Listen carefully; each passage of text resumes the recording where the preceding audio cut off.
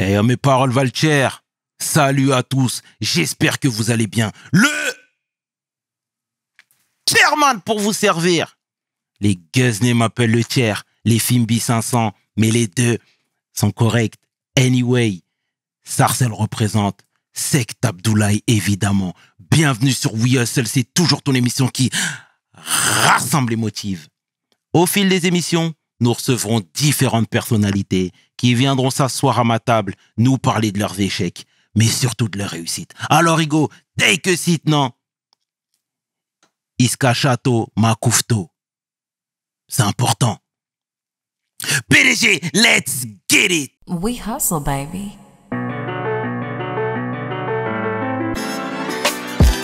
Le chairman. We hustle, baby. Le chairman. We hustle, baby.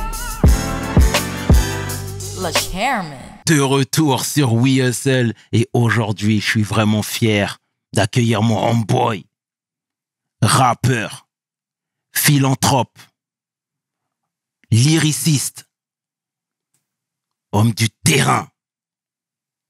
Et ça, c'est le plus important. L'homme que l'on nomme Youssef Swatz. Take a seat, Ça va, mon ref? Hugo. Impeccable, Bien. mon ref. Au top. Ah, très bien. Ça me fait plaisir de te voir. Je suis très content aussi. Merci beaucoup d'avoir accepté l'invitation, frangin. Plaisir. Avec plaisir, c'est obligé. Ah oui. On devait J'ai se reçu voir. comme une convocation. Je t'ai dit. Aïe, aïe, Ah aïe. ouais, je suis obligé de venir, c'est sûr. On doit discuter en tout cas aujourd'hui. Déjà, bravo pour le parcours, qui n'est pas fini d'ailleurs. Bien sûr. Bravo pour Merci. les engagements. Et on aura le temps d'en parler longuement, bien entendu. Mais il fallait que je te le dise déjà de vive voix avant de démarrer, frère. Bravo. Merci. Est-ce que tu peux te présenter, s'il te plaît, pour celles et ceux qui ne te connaissent Bien pas? sûr. Je m'appelle Youssef, je viens de Belgique, une petite ville qui s'appelle Tournai. Aujourd'hui, j'ai 27 ans. Je fais du rap depuis que j'en ai 14. Voilà, je suis un grand fan de rap français et j'ai voulu, depuis tout petit, je rêvais de faire du rap quand je serais grand. D'accord. Et voilà, et aujourd'hui, j'ai la chance d'en vivre, de vivre de cette passion, de vivre de mes rêves, de faire plein de belles choses. Et voilà, je suis très content. Un rêve éveillé. Ah ouais, de ouf, tous les jours. Tournai. Déjà, où est-ce que ça se situe en Belgique? Tournai, c'est juste à la frontière à côté de Lille. Donc pour les gens qui voient pas, on va dire c'est sud-ouest de la Belgique, mais c'est à 1 heure de Bruxelles, mais c'est à 15 minutes de Lille. Donc on est très proche de la frontière, très proche des gens à Lille et tout. Et ouais, c'est une petite ville à taille humaine, tu vois, où tout le monde se connaît un peu. Et moi, c'est là que j'ai fait tous mes débuts. Et ça me tient à toi, cœur. sans te couper plus jeune, t'avais plutôt les yeux rivés sur Bruxelles ou sur Lille? Je pense que en vrai, on était plus connecté avec Lille. Franchement, parce que vraiment c'était proche. Même en termes de Perrin, on allait beaucoup à Lille parce que c'était pas loin. Il y avait beaucoup de gens de Lille qui venaient chez nous pour les open mic, les trucs comme ça. Moi, j'étais connecté avec grave des groupes comme La Chronique, par exemple. C'est un groupe de Lille. C'était vraiment genre, je pense qu'on avait plus de proximité qu'avec BX, ouais. Mhm. J'ai l'impression. D'accord, très bien. On va retracer le parcours forcément, hein. L'ambiance même au sein de la commune, c'était laquelle? Franchement, c'est une ambiance. Moi, j'ai trouvé ça très beau. En vrai, j'ai bien aimé grandir à Tournai et tout. Je suis très fier. Et ça reste une petite ville. Donc, c'est-à-dire, t'as pas beaucoup d'endroits où sortir. Il y a pas beaucoup de, tu vois, il y a pas beaucoup de monde en ville. Il y a pas énormément de soirées. Il y a très peu de concerts organisés. Donc, ça reste un petit truc. Mais justement, je trouve que c'est ce qui faisait aussi la force de Tournai, c'est que très vite, tu connais tout le monde. Très vite, tu te connectes aux gens qui ont les mêmes passions que toi. Très vite, tu es connecté avec les plus grands et on a une sorte d'ambiance très familiale, très soudée où on va se tirer vers le haut tous ensemble et où aussi on se rend compte qu'on vient d'une petite ville où on est loin des projecteurs et donc il va falloir bosser beaucoup plus que ceux qui sont à la capitale pour pouvoir se faire entendre et donc forcément on va tous se tirer vers le haut. Combien d'habitants à Tournai? Il y en a 69 000, je pense, de mémoire, là, comme ça. Ah, mais ça va, c'est une bonne ville quand même. Ouais, ça va. Mais je te dis, il se passe pas énormément de choses, tu vois. Et même les gens, je veux dire, à Tournai le savent et tout, c'est en mode, il y a beaucoup à faire, tu vois. On est encore aujourd'hui, on est en train avec des collectifs de jeunes, en train de se battre pour essayer d'avoir des studios d'enregistrement, pour que la ville puisse mettre à disposition une salle de concert, des trucs de ouf, tu vois. Genre, moi, j'ai fait en tournée, par exemple, en France, je suis allé dans plein de villes qui sont beaucoup plus petites, 3 fois plus petites que Tournai. Et pourtant, chez nous, on n'a pas de salle de concert, pas de subvention pour organiser des trucs et tout. Tu vois, c'est dur quand même. Donc, on continue à se battre pour les plus jeunes. Alors là, je comprends pour le coup. Et t'es d'origine algérienne. Il y en avait beaucoup il y avait beaucoup d'Algériens à tourner? Non, il y avait plus de Marocains. Ouais. En Belgique, déjà, en général. Et ben justement, vrai, ouais. tu m'emboîtes le pas, parce que moi, de prime abord, je pensais que tu étais marocain. Ouais, il y en a beaucoup qui pensent, vu que je suis belge. Ouais, de ouf, je comprends. Exactement. Et donc, des Algériens, il n'y en avait pas tant que ça à tourner? Non, hein, franchement, on était très peu. Enfin, vraiment, par rapport aux Marocains, moi, j'ai grandi entouré de beaucoup plus de Marocains que d'Algériens. Je veux dire, les Algériens, c'était plutôt ma famille, tu vois. Par contre, les amis à l'école, etc., c'était beaucoup plus des Marocains. Puis même plus tard, même, tu vois, j'ai vécu à Bruxelles après pendant 8 ans. Même chose, Bruxelles, c'est vraiment une grosse communauté marocaine et tout. Donc, j'ai plus grandi, tu vois, j'avais ma famille, plus mes potes marocains et tunisiens aussi un peu, mais vraiment beaucoup plus de Marocains, ouais. Et l'ambiance à la maison, c'était laquelle? Ambiance à la maison, très belle, en vrai, très très belle, je m'en rends compte aujourd'hui. On est 5 frères et sœurs, plus mes parents, plus tous les gens qui venaient dormir à la maison, la famille, les amis, les cousins, les cousines. Donc, en vrai, ambiance famille nombreuse, beaucoup de bruit, beaucoup de rire, beaucoup de joie, bien manger. Franchement, je me rends compte qu'on a une bête d'enfance. Je suis très très content. Moi, je suis très fier de ça. Et vraiment, pour rien au monde, je changerais si c'était à refaire. C'est magnifique. Et t'as grandi dans un quartier, toi? J'ai grandi donc c'est un quartier qui s'appelle le quartier du Maroc, qui est surnommé le quartier du Maroc. Ah ouais. Et c'est un quartier, on va dire, c'est pas comme on peut l'entendre en mode des cités HLM, par exemple. C'est des quartiers sociaux. Donc, c'est des quartiers pour les gens qui touchent, je sais pas c'est quoi l'équivalent en France, mais nous, en Belgique, ça s'appelle le CPAS. C'est vraiment les revenus d'intégration sociale, comme le RSA, je crois, les trucs comme ça et tout, okay. tu vois. Donc, c'est vraiment des logements qui sont mis à disposition de familles plutôt nombreuses. C'est des maisons. Tu sais, c'est un peu des petites maisons comme on peut voir, par exemple, dans les quartiers populaires de Londres, tu vois. C'est en mode, c'est pas des bâtiments. Il y a des bâtiments aussi, mais nous, comme on était famille nombreuse, on était sur liste d'attente, tu vois, et puis après, ils peuvent te donner une maison. Donc, c'est un quartier où il fait franchement plutôt bon vivre. Tu vois, moi, je trouve que on était très bien là-bas, on jouait dehors, on était tous entre nous, on traînait vraiment à l'époque, c'était très cool. Et surtout, c'est un quartier pour des gens qui ont des revenus voilà, très, très humbles. C'est des gens qui n'ont pas forcément l'argent pour s'acheter une maison, pour payer un loyer et tout. Donc, c'est des loyers plus bas et tout, tu vois. Donc, quartiers sociaux. Après, il y a d'autres quartiers dans ma ville où c'était plus, tu vois, on va dire, ambiance de bâtiments, des quartiers en ville. Nous, on a beaucoup, le centre-ville est très... Il y a beaucoup de logements sociaux dans le centre-ville aussi. Et en fait, on se rejoignait tous. Donc, il y a une ambiance à tourner où tu traînais pas forcément dans ton quartier à toi. En fait, la ville est tellement petite que très vite, tu vas bouger dans le centre, tu vas rencontrer d'autres gens, et en fait, on devient tous des potes, tu vois. Il n'y a pas vraiment de distinction à ce niveau-là. Je vois totalement l'architecture, c'est une sorte de... Enfin, des sortes, de maisons collées avec un petit jardin, etc. Voilà, exactement. C'est ça. Et puis, il y avait un petit terrain de basket, un petit terrain de tennis, et c'était marrant. L'ambiance londonienne, l'ambiance lilloise aussi. Ouais, exactement. En vrai, c'est ça. Comme beaucoup on voit à Lille, ouais. Je vois très bien. Les briques bien rouges, c'est ça. Exactement. Et tu as dit tout à l'heure que tu étais d'origine algérienne et tout. Tu te rendais régulièrement là-bas au pays? Ouais, minimum une fois par an pour les vacances. Je connais le daron, il nous mettait 1 mois, 2 mois direct, c'était les vacances. Et puis après, plus tard, dès que j'ai commencé je pense passer les 18 ans, 20 ans, là j'ai commencé à y aller même moi, plusieurs fois dans l'année, tu vois, même parfois juste une semaine, 5 jours et tout, parce que j'ai toute ma famille là-bas en vrai, enfin beaucoup de familles. À Boumerdès, donc c'est à 1 heure d'Alger, voilà, dans un petit village et tout, tu vois. Et ouais, je suis très attaché à l'Algérie, en vrai. Mais tu vois, il y a un peu ce truc où, quand on était gamin, j'ai l'impression on se sentait un peu forcé d'y aller. Tu vois, des fois, tu te dis, ouais, surtout, tu rentres à la rentrée scolaire, t'entends tes potes sont partis en vacances, je sais pas où, en Espagne, en Italie, tu l'as été aux États-Unis, machin, et tout. En fait, tous les ans, c'est le bled. Mais en grandissant, tu te rends compte à quel point c'est très important. Et je commence à kiffer, en fait, être là-bas. Donc, non, j'y vais souvent. Pour moi, ça fait partie de moi. Tu vois, c'est ma 2e maison. On salue nos frères et sœurs algériens. C'est sûr. Alors, moi, je veux que déjà tu me parles de ton amour pour l'écriture. Cet amour s'est manifesté tôt? Tôt, ouais. Je pense que ça s'est manifesté tôt quand je revois les choses en arrière. Moi, on va dire, j'ai toujours été passionné par la musique et par les bouquins. Et le point commun, c'était la langue française. Donc, ça veut dire, j'avais beau écouter du Peura et ça me passionnait de fou alors que j'avais même pas l'âge d'écouter les albums que j'écoutais, tu vois. Mais pourtant, ça me touchait. Et en même temps, j'avais des bouquins dans les mains, j'aimais bien, ça me permettait j'aimais bien les histoires et tout.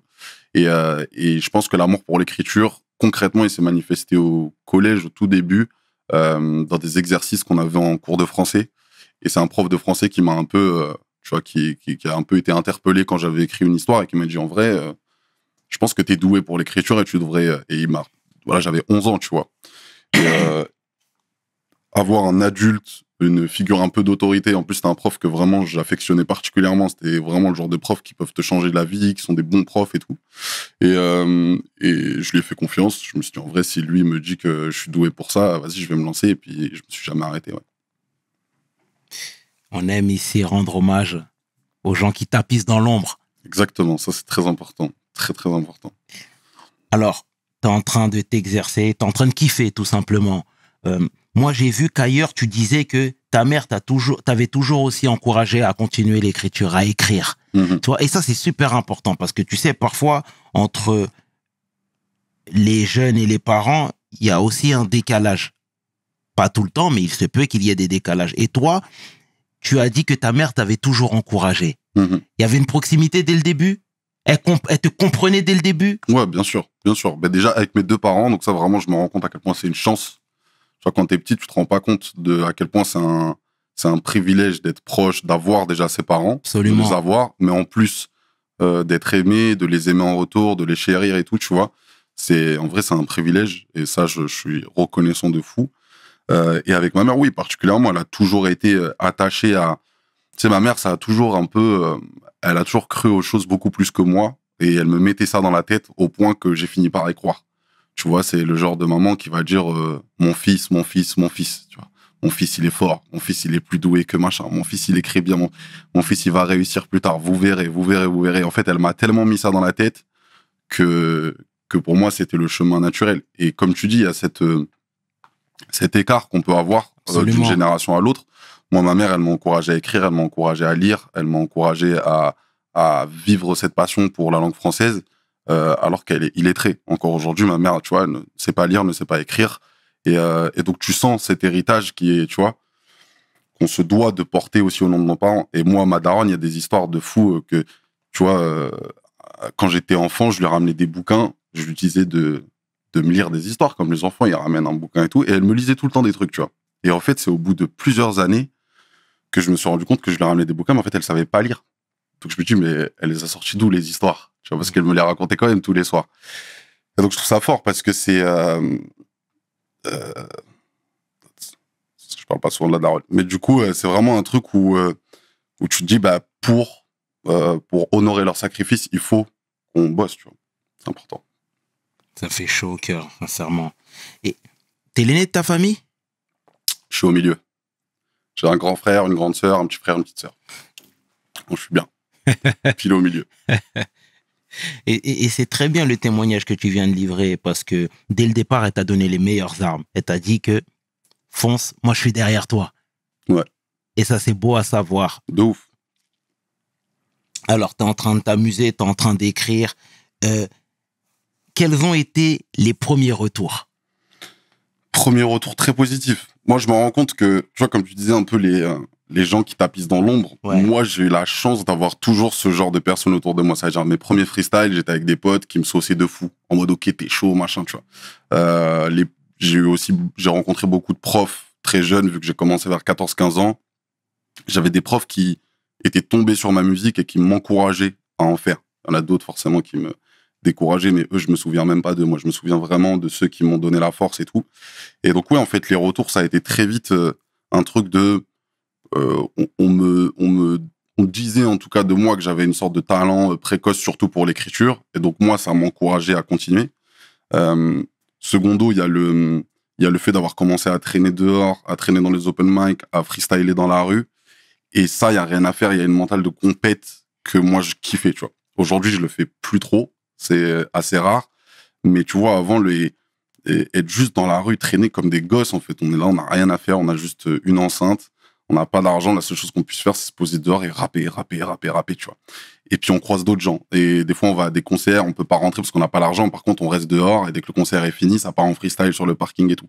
Et moi, j'ai jamais été quelqu'un de très compétiteur. Pas très fort en sport, pas, tu vois, je suis pas quelqu'un qui a envie de toujours se prouver et tout.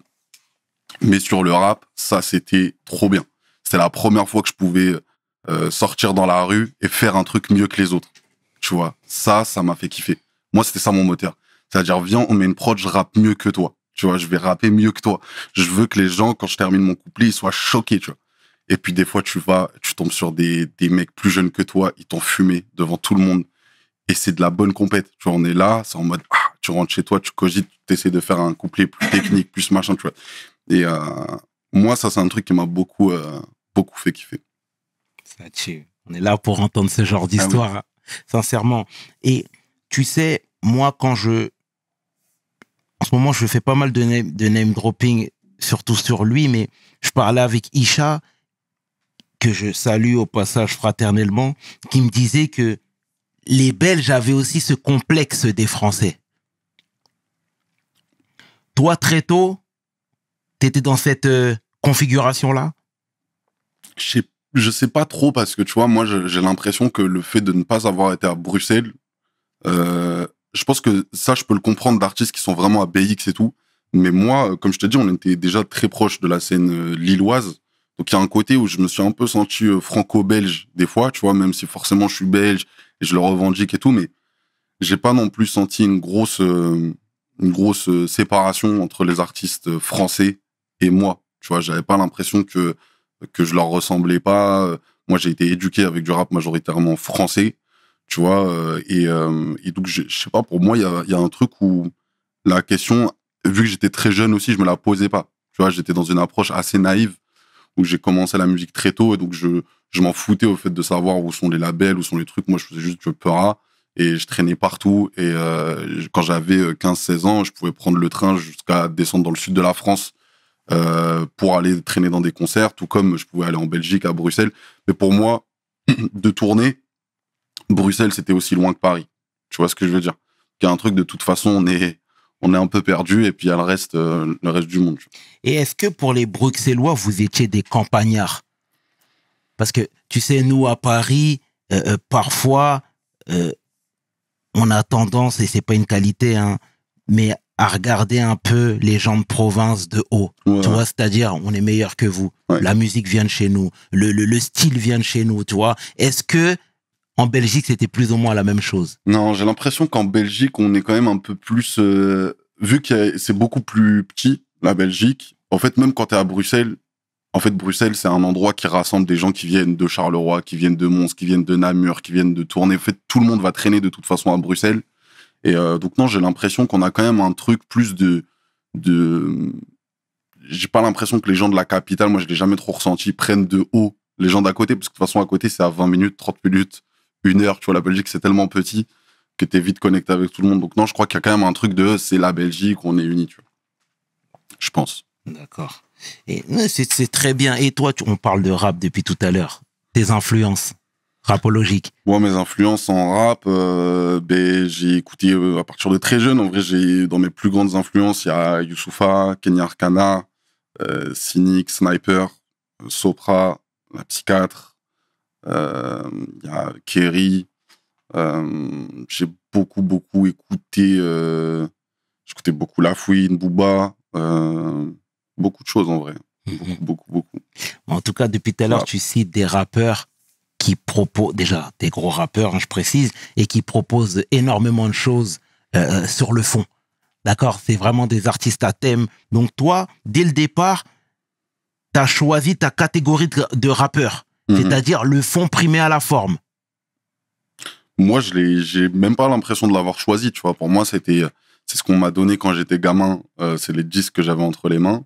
C'est la musique que j'ai aimée. C'est la musique qui m'a formé. Tu vois, je pense que les artistes, forcément, on reproduit ce qu'on a écouté, un mix de tout, et on apporte une touche qui nous est personnelle. Mais en vrai, moi, j'ai plus l'impression d'avoir été formé à un certain type de rap, et donc forcément, quand moi j'écris mes propres chansons, bah, c'est celui-là que je vais réussir à reproduire, même si c'est pas tout ce que j'écoute, encore moins aujourd'hui. Mais du coup, ouais, je pense que ce type de rap-là, c'est ce qui m'a le plus touché. Donc c'est pour ça que je suis plus enclin à le refaire aujourd'hui moi-même, quoi. Tu sais, pour reprendre ce que je te disais juste avant, les artistes américains de New York ou d'LA, c'est deux pôles très importants. Et quand ils parlent des autres artistes, ceux qui viennent du Sud, etc., ils disent à chaque fois « they are country ». Ouais. Country, ça veut dire ils viennent de la campagne. Ouais. Et c'est péjoratif, tu vois. Pourquoi ils disent ça? Parce qu'ils se moquent de leur accent, ils se moquent de leur manière de parler, etc. Tu vois, c'est pour ça que tout à l'heure, je t'ai posé cette question. Ouais, donc... Et toi, t'es country aussi. Mais tu vois ce que je veux dire? Tu viens d'un petit coin. T'aurais pu venir rapper et proposer ton truc, c'est-à-dire innover avec ton langage, avec ton argot, avec ton truc. Mais tu ne l'as pas fait, ça. Directement, t'as ciblé ce qui se faisait de mieux. Ouais. Complètement. Moi, je pense que la force du rap, un peu comme ce qu'on peut retrouver en sport aussi, c'est que la musique, elle peut pas mentir, en tout cas pas très longtemps. Ça veut dire à un moment, si tu rappes, tu rappes. Et en fait, peu importe d'où tu viens, la gueule que t'as, la manière dont tu te sapes, le budget de ton clip et tout, il y a un moment, en fait, si la musique, elle est forte, une fois, 2 fois, 3 fois, 10 fois, après, on peut plus le nier, tu vois. Et moi, c'est ça que je trouve assez cool. C'est comme dans le sport.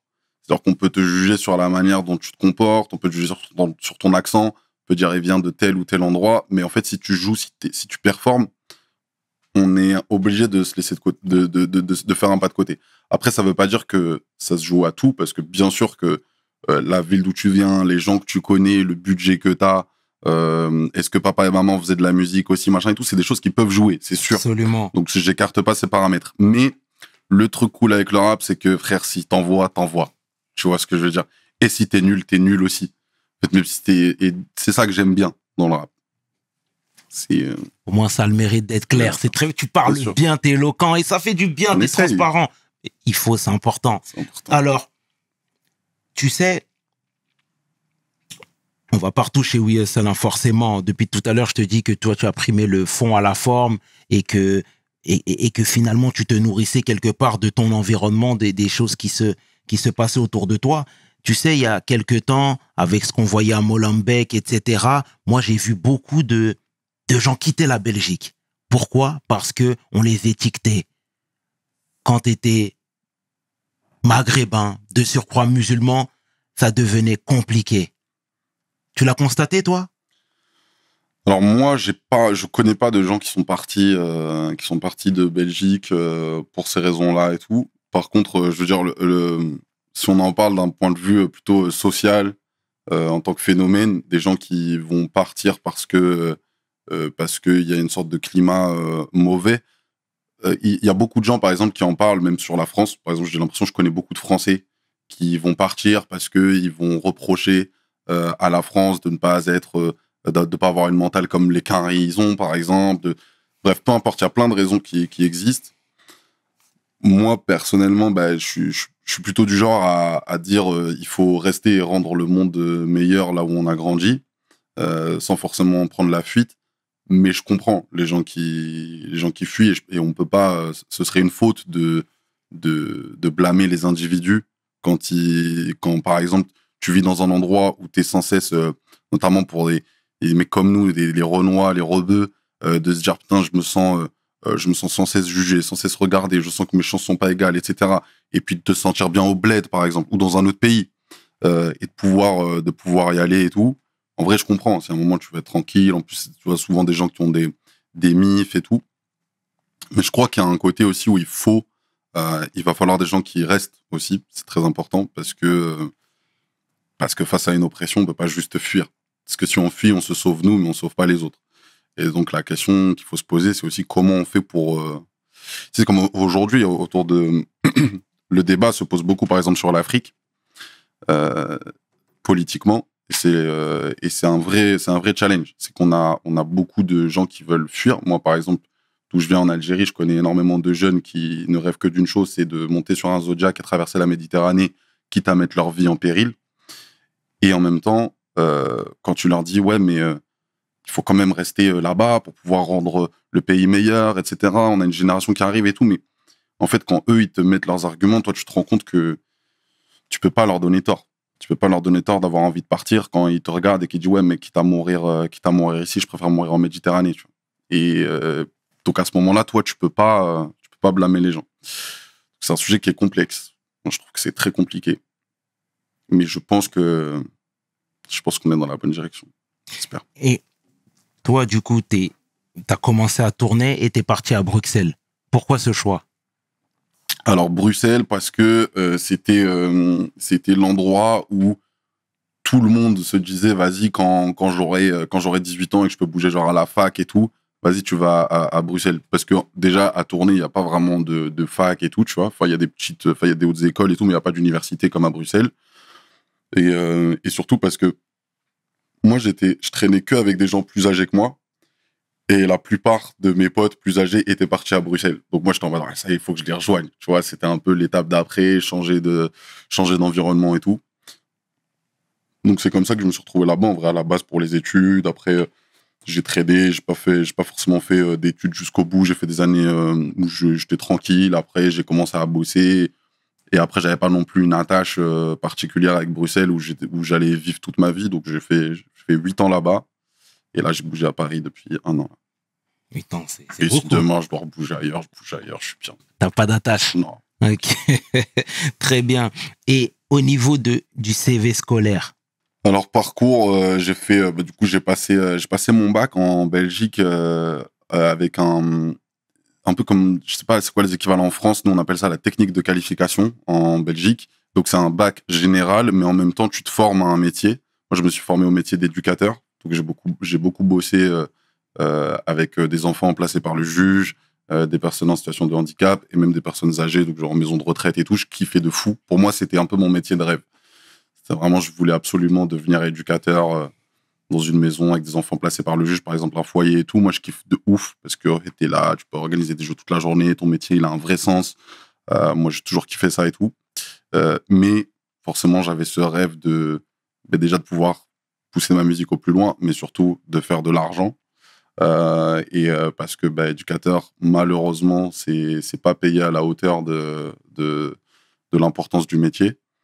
Et quant à la pression des parents, faire les études, etc., je me suis dirigé vers des études de communication publicité. J'ai fait 1 an et demi, donc j'ai pas été jusqu'au bout parce que en plein milieu, j'ai fait un stage dans une boîte qui s'appelle 95, qui est dirigée par un mec qui s'appelle Nathan Soré, que tu as vu, qui était avec moi tout à l'heure. Et en gros, il m'a pris en stage pour genre 1 mois ou 2. Et au bout de quelques semaines, il m'a dit non, mais vas-y, je t'engage. Et du coup, j'étais en mode, en vrai, j'apprendrai beaucoup plus vite sur le terrain qu'à l'école. Et du coup, j'ai accepté. J'ai bossé avec lui pendant 5 ans dans une boîte de communication, de relations publiques et tout. Et j'ai appris grave de choses. C'était très lié avec la musique. Au final, c'est très lié au schéma des labels, dans la communication, dans la stratégie, dans les RP et tout. Donc, j'ai appris grave de choses. Et parallèlement, tu continues à écrire? Ouais, toujours. Je continuais toujours à écrire. Je sortais des projets. J'avais le temps et la flexibilité pour pouvoir faire mes concerts, pour pouvoir faire tout ce que la musique demande. Mais il y avait quand même un gros plafond de verre. C'est-à-dire, il se passait pas forcément grand-chose. Et là, ça y est, tu vois, ça commençait à faire 10 ans que je faisais du son, que j'avais déjà un peu galéré, j'avais déjà sorti quelques projets. J'avais la chance d'avoir des accomplissements, mais on m'attendait pas non plus au tournant. Il n'y avait pas une hype particulière. J'avais quelques milliers d'abonnés sur les réseaux, mais sans plus. Et t'arrives à un âge où tu vois tes potes faire des crédits, s'installer avec leurs meufs, machin. Et tout. Moi, je suis là en mode, je suis comme un ado avec mon rêve de faire de la musique et tout. Donc, je commençais quand même tout doucement à me décourager un peu. On est en quelle année, là? On est en 2022. 2022-2023. Ouais, 2022, je crois. Et puis, donc, ça arrive au moment où je me dis, ouais, bon, en fait, je peux faire encore de la musique toute ma vie, mais en tout cas, j'en vivrai pas. Je vais pas forcément aller plus loin que ça dans ma carrière. Peut-être je fais une musique qui n'a plus vraiment de public aujourd'hui, en tout cas, qui a pas la hype qu'elle avait avant. Bref, je m'étais un peu... j'étais un peu aigri peut-être, mais en tout cas, j'étais résolu au fait qu'il Il fallait que je fasse autre chose de ma vie à côté pour me sécuriser. Et puis finalement est arrivée une nouvelle école qui m'est tombée dessus grâce à un de mes meilleurs potes qui s'appelle Nelson. Exactement, tu le connais. Ouais, voilà. Et c'est lui qui m'a mis le... Tu vois, qui a allumé un peu qui a rallumé la flamme pour me dire en vrai, vas-y, tente, tu vois. Parce que tu connais les artistes, on a un peu d'ego. Non, vas-y, je vais pas faire un concours et tout, machin. Et heureusement, je l'ai fait. Parce que du coup, ça a changé ma vie. Et avant de parler de nouvelle école, moi, je voudrais qu'on rétropédale un petit peu parce que tu as bossé avec Camaro. Mm-hmm. J'ai bossé avec Camaro, ouais. Comment il t'a chassé? Donc j'étais signé, pour que les gens captent bien, j'étais signé sur son label. Camaro, il avait un label qui s'appelait E47 Records, un label qui faisait beaucoup de choses, qui avait beaucoup d'artistes et que Camaro dirigeait. Et moi, il y avait un DA qui venait d'arriver chez Camaro qui avait capté un peu ma musique et qui du coup s'est dit ok, dès que j'arrive chez E47, premier artiste à signer, Youssef. Et lui, malheureusement, ne savait pas dans quoi il mettait les pieds. Donc, il m'a signé là-bas. J'ai signé un contrat de licence. Donc, en gros, un contrat de licence, ça veut dire que on signe pour plusieurs albums et surtout, il s'engage à financer les albums. Ça veut dire mes clips, ma promo, mes attachés de presse, mes studios et tout. Et ça, c'est de l'argent qu'ils me doivent. Plus, il me donne une avance aussi personnellement, une avance sur salaire qui me permet notamment de quitter mon travail pour pouvoir faire de la musique à temps plein. C'était combien, sans indiscrétion? Sans indiscrétion, je crois qu'on devait être à peu près par album, il devait avoir à peu près 50 000 euros, un truc comme ça. Donc 50 000 euros tout compris. Donc forcément, c'est beaucoup, beaucoup d'argent. Mais là, on parle de tous les frais de production, des salaires à payer, des clips, des trucs et tout. Donc ça, c'est pas non plus des enveloppes de malades, tout compris. Mais moi, au stade où j'en étais à l'époque, c'était très très bien. Genre vraiment, moi, je pourrais jamais cracher sur de l'argent comme ça de ma vie entière. Pour moi, c'était... Et puis, ce qui se passe, c'est que je sors l'album. On bosse ensemble pendant un peu moins d'un an. Sauf qu'au bout de quelques mois, ça met beaucoup de temps à payer les factures. Ça parle vraiment chinois de fou. Et moi, j'ai pas le temps. Parce que je suis un artiste, je suis pressé. Mon album, il est prêt depuis. Et j'ai envie que ça sorte. Les gens m'attendent. J'ai annoncé une date de sortie, donc j'y vais. Et je fais une erreur, c'est que je livre les masters de mon album, donc ça veut dire l'album terminé. Je leur livre alors qu'ils n'ont pas payé toutes les avances qu'ils me devaient. C'est des avances qui sont censées te payer avant que tu leur livres. C'est une garantie pour toi. Et je livre l'album, on le sort. Et en fait, au bout de quelques mois, ils m'annoncent, quelques mois à pas payer les factures, et ils m'annoncent qu'ils ont fait faillite, qu'ils sont en liquidation judiciaire. Et ce qui se passe, c'est que ils devaient de l'argent à énormément de gens qui avaient bossé pour moi. Vu que moi, j'étais pas le label, j'étais signé chez eux, tous les gars qui avaient fait mes clips, les photographes, les graphistes, une meuf qui avait fait un clip, elle avait pris grave de temps pour moi. Tu vois, je m'étais mis d'accord avec elle. Ok, tu seras payé autant. Pas de souci, mon label, il va te payer. Mais normal, parce que tous les labels, ils te payent, tu vois. Enfin, ils mettent du temps, mais en général, ils vont pas jusqu'à la faillite. Et là, en fait, ils font faillite. Il te dit dans les yeux, tu seras probablement jamais payé. Merci, au revoir. C'est fini. Tu raccroches, il y a pas on s'arrange comment et tout, c'est fini. Et du coup, je me retrouve déjà à avoir perdu de l'argent personnellement, parce qu'ils me doivent quand même une grosse somme et ils me la donneront jamais. Et en plus, j'ai v'là les gens qui ont travaillé, qui ont avancé de l'argent et qui seront jamais payés. Et moi, je le prends comme une dette personnelle, parce que même si c'est mon label qui leur doit de l'argent, je serais pas à l'aise de me dire ok, la meuf qui a fait mon clip à qui je devais 800 euros, la pauvre, elle sera jamais payée, tout, tu vois. Donc en fait, tous ces gens-là, je mets énormément de temps à les payer, mais aujourd'hui, alhamdoulilah, je dois de l'argent à personne. Et j'ai rattrapé les pots cassés de Camaro à l'époque, en plus, avant même Nouvelle École. Donc vraiment, j'ai bossé comme un fou. Je faisais tout ce que je pouvais. Je faisais des voix off pour des pubs où je prenais quelques centaines d'euros, des trucs que j'aurais pas fait si j'étais en situation normale. Mais là, j'étais en mode, faut que je fasse du bif. Et comme ça, un an plus tard, j'ai pu rembourser tout le monde, tu vois. Et du coup, ouais, ça a été une histoire de... Je pense qu'ils me doivent encore un bon 20, 30, 40 000 euros, un truc comme ça. Ça dépend ce que tu comptes pas. Mais le problème, c'est que quand t'es signé comme ça, t'es pas considéré comme un employé. Donc les assurances, elles marchent pas sur toi. Eux, ils sont en liquidation judiciaire. Tu sais que tu reverras a priori jamais l'argent.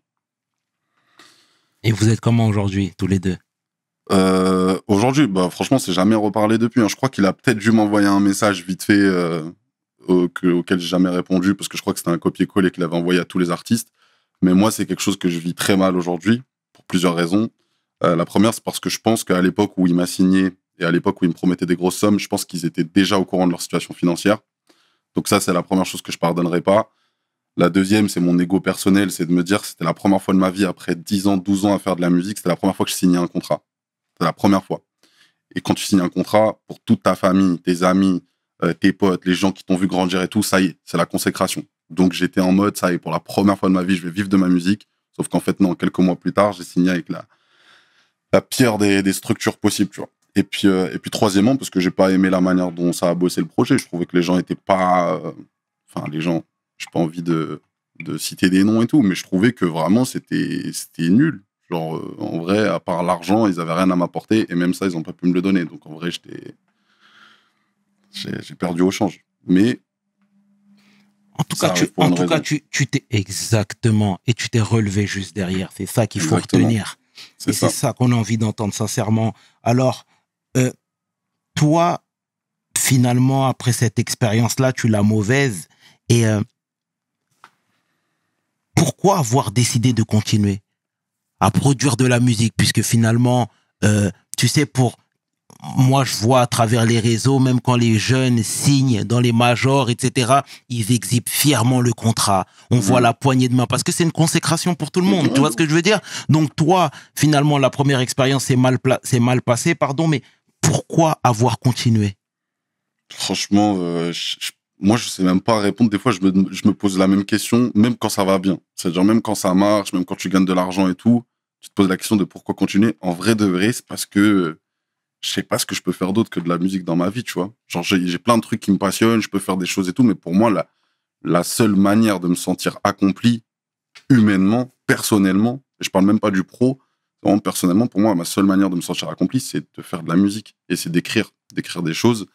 Et donc, c'est pour ça que, pour moi, c'est toujours obligatoire. Je sens qu'on doit toujours aller chercher plus loin, il y a toujours un objectif derrière, il y a toujours des challenges, des choses qu'on a envie de faire.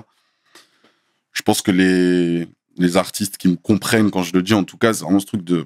On fait de la musique, on sait même pas vraiment pourquoi. On peut chercher des prétextes et tout, mais on le fait aussi parce que c'est un peu notre seule manière d'exister dans ce monde, en vrai. Et quand tu broies du noir, il y a des gens qui t'accompagnent, il y a des gens qui t'assistent? Oui, bien sûr. Moi, j'ai toujours été solidement entouré par mes amis, par ma famille. J'ai eu la chance aussi d'avoir un bon entourage professionnel, puisque dès que j'ai compris que ça se passait comme ça avec les labels et tout, ben, moi, j'étais directement impliqué aussi en première ligne. Ça veut dire, je rencontrais aussi d'autres gens de labels, des DA, des éditeurs. Et du coup, je me suis vraiment mis à connaître le milieu et à rencontrer des belles personnes. Je trouve qu'il y a des gens que j'ai rencontrés qui allaient même pas me signer, pas du tout, mais qui me donnaient l'heure pour des rendez-vous juste parce qu'ils avaient kiffé le mail que je leur avais envoyé. Tu vois, moi, j'étais du genre, tu peux demander à plein de gens, il y a sûrement plein de gens que tu connais qui doivent avoir un mail de moi il y a quelques années dans leur boîte mail, parce que j'étais vraiment du genre à aller chercher des gens, même juste pour boire un café, tu vois. C'est-à-dire, je voyais, je sais pas, le manager de tel artiste connu et tout, même si j'ai rien à faire avec lui, juste, vas-y, j'ai envie de te capter, j'ai envie qu'on se rencontre. Et donc, j'envoyais des mails, des trucs sur Insta, sur LinkedIn, j'allais les sniper de partout et tout, tu vois. Et il y a des gens, après, que j'ai rencontrés, ils le savent même pas, mais je leur avais écrit il y a 4 ans. Et j'aimais bien faire ça. Et ça m'a permis d'apprendre des choses sur le milieu. Et puis après, dans un second temps, de guérir avec le fait de déléguer des choses à des gens. Parce que si j'apprenais pas tout le game par moi-même, je serais pas à l'aise aujourd'hui, tu vois. J'aurais trop peur de me faire avoir. Tu t'appelais Swats déjà? Ouais, déjà, à l'époque, ouais. En tout cas, c'est bien parce que tu as vraiment l'âme d'un meneur et tu te laisses pas abattre. C'est ça qu'on a envie d'entendre sincèrement. Et tout à l'heure, j'ai rétropédalé. Là, je vais avancer un petit peu. Nouvelle école. Tu as dit que Nelson t'avait clairement poussé à participer à ce télécrochet. Tu es allé, ça a plutôt bien fonctionné pour toi. Est-ce que t'as vraiment eu peur à l'idée de faire ce télécrochet? Parce que tu sais, c'est très important pour les artistes, le background, le CV. Tu vois, par où t'es venu, comment t'es arrivé. Tu vois ce que je veux dire? Est-ce que t'étais conscient de toutes ces choses-là? Oui, j'étais conscient et j'avais très peur. Honnêtement, j'avais très peur parce que je pense que j'avais des choses à perdre. Tu vois, dans le sens où j'avais déjà sorti des projets, j'avais déjà quand même beaucoup de gens qui me connaissaient, tu vois, qui m'avaient suivi depuis gamin et tout. Tu vois, j'avais un truc où j'étais dans une sorte de...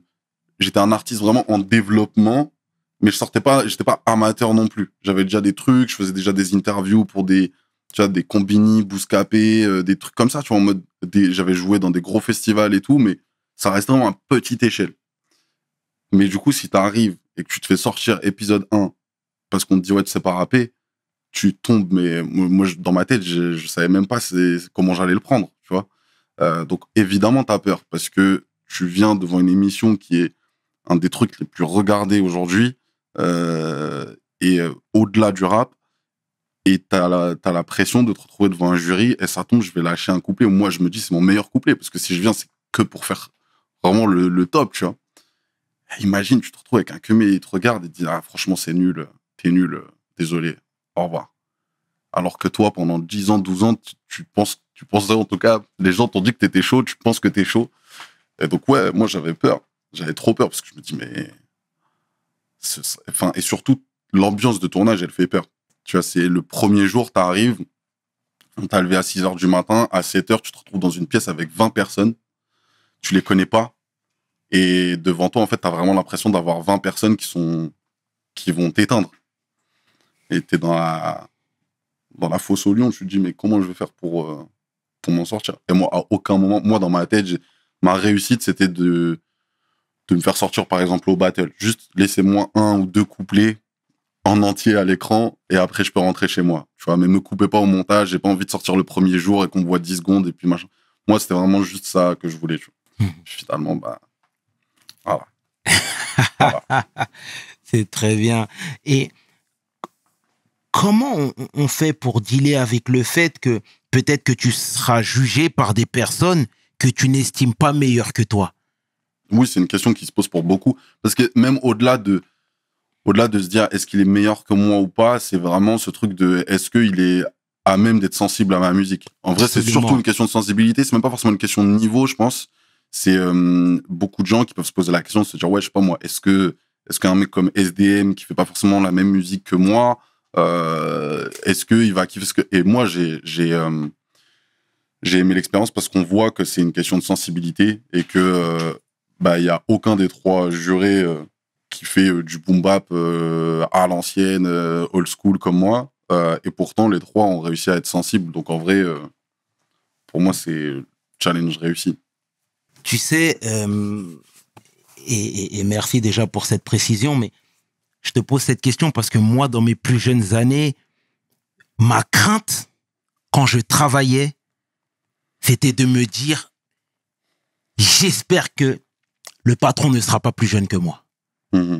Tu vois ce que je veux dire? C'était ma crainte absolue. Pourquoi? Parce que j'allais pas digérer. Pour moi, la personne en question ne serait pas assez légitime pour pouvoir me leader, pour pouvoir me manager. Tu vois ce que je veux dire? Et ce cas de figure-là, tu peux l'appliquer dans plusieurs domaines, dans plusieurs secteurs. Tu vois ce que je veux dire? Donc déjà, toi, moi, je salue ta franchise et ta hauteur parce que tu t'es dit que j'y vais pour un goal et tout s'est bien passé finalement pour toi. Mais tu vas me dire que cette idée ne t'a quand même pas effleuré l'esprit? Si, complètement, bien sûr. Mais surtout qu'il faut se dire que moi, à la base, ça les gens ne le savent pas forcément, mais moi je fais le casting, je suis accepté, truc, ça dure très longtemps. Dans ma tête, le jury, c'est Shai, Niska et SCH. Et moi, je ne savais pas du tout que SDM et Aya Nakamura étaient en discussion, enfin tu vois, en vue de devenir le jury de la saison 3 et tout. Et je l'ai appris la veille du tournage. Genre vraiment, nous, ils ne l'ont pas forcément dit. Et puis c'est sorti, c'était sur Combini, je crois, il y avait un article qui était sorti, ils avaient déclaré, parce que je pense qu'ils savaient que dans les prochains jours, de toute façon, ça allait leaker, vu qu'il y a les figurants, il y a les candidats, il y a du monde, le tournage commence, quoi.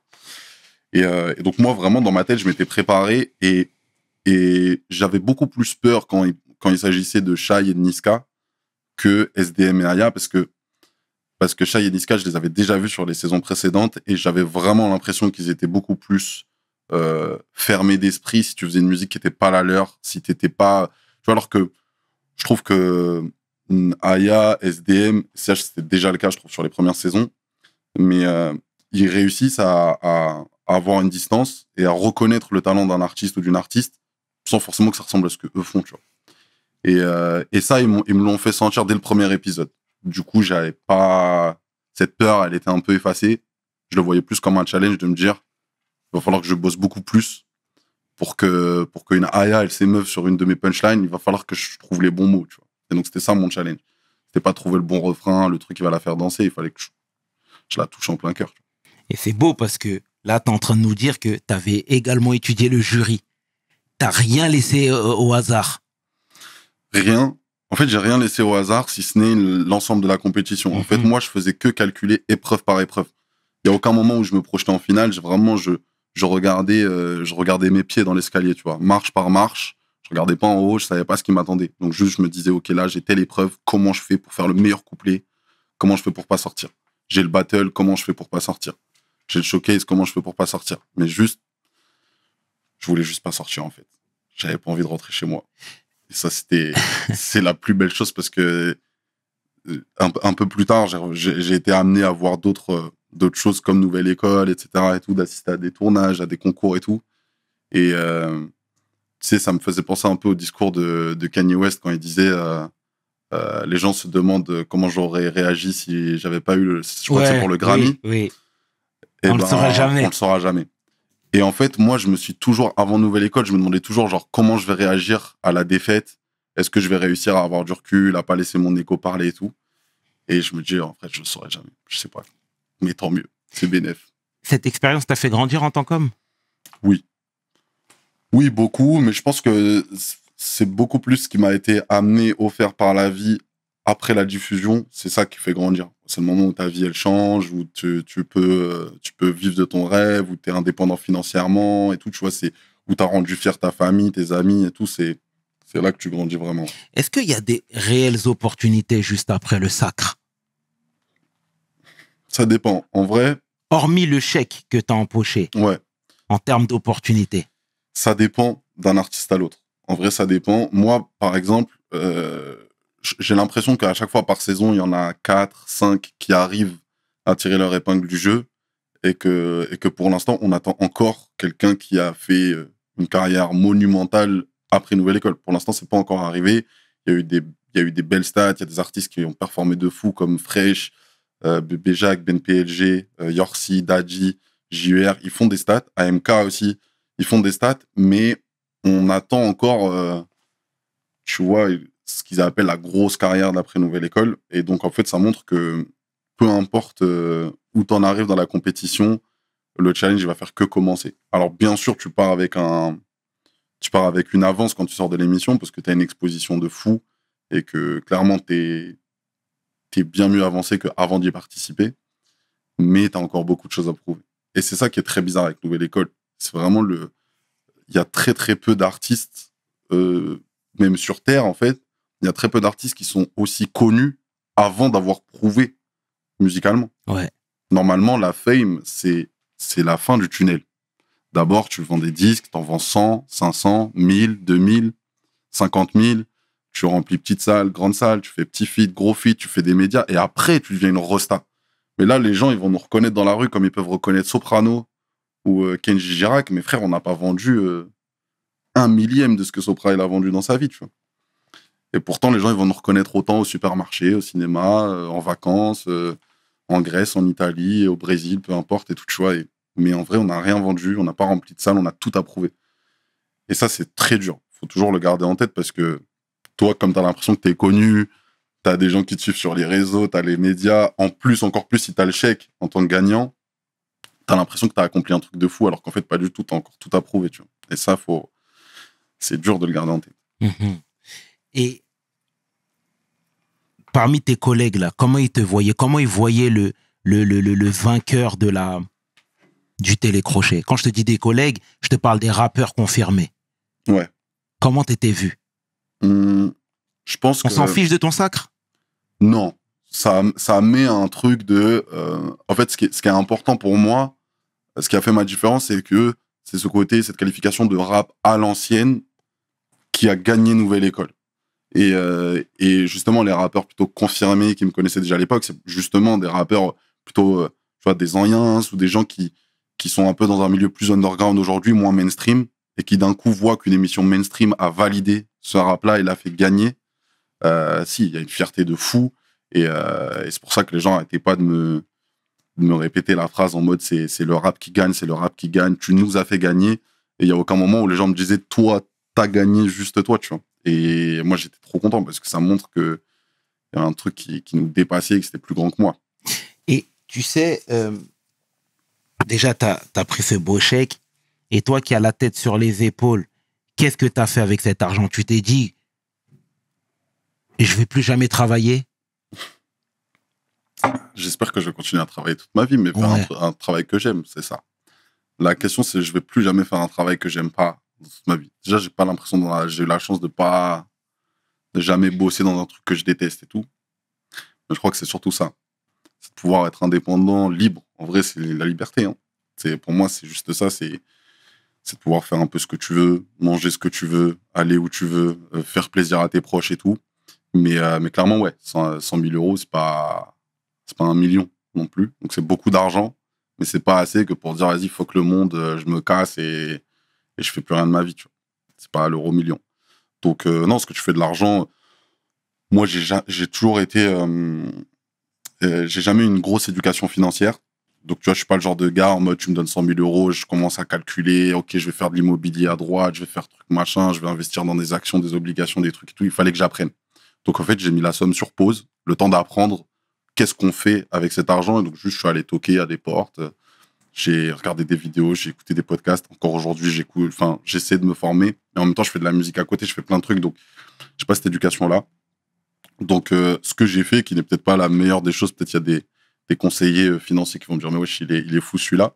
Mais en fait, j'ai verrouillé l'argent de sorte à avoir des rendements de base, mais à prendre aucun risque.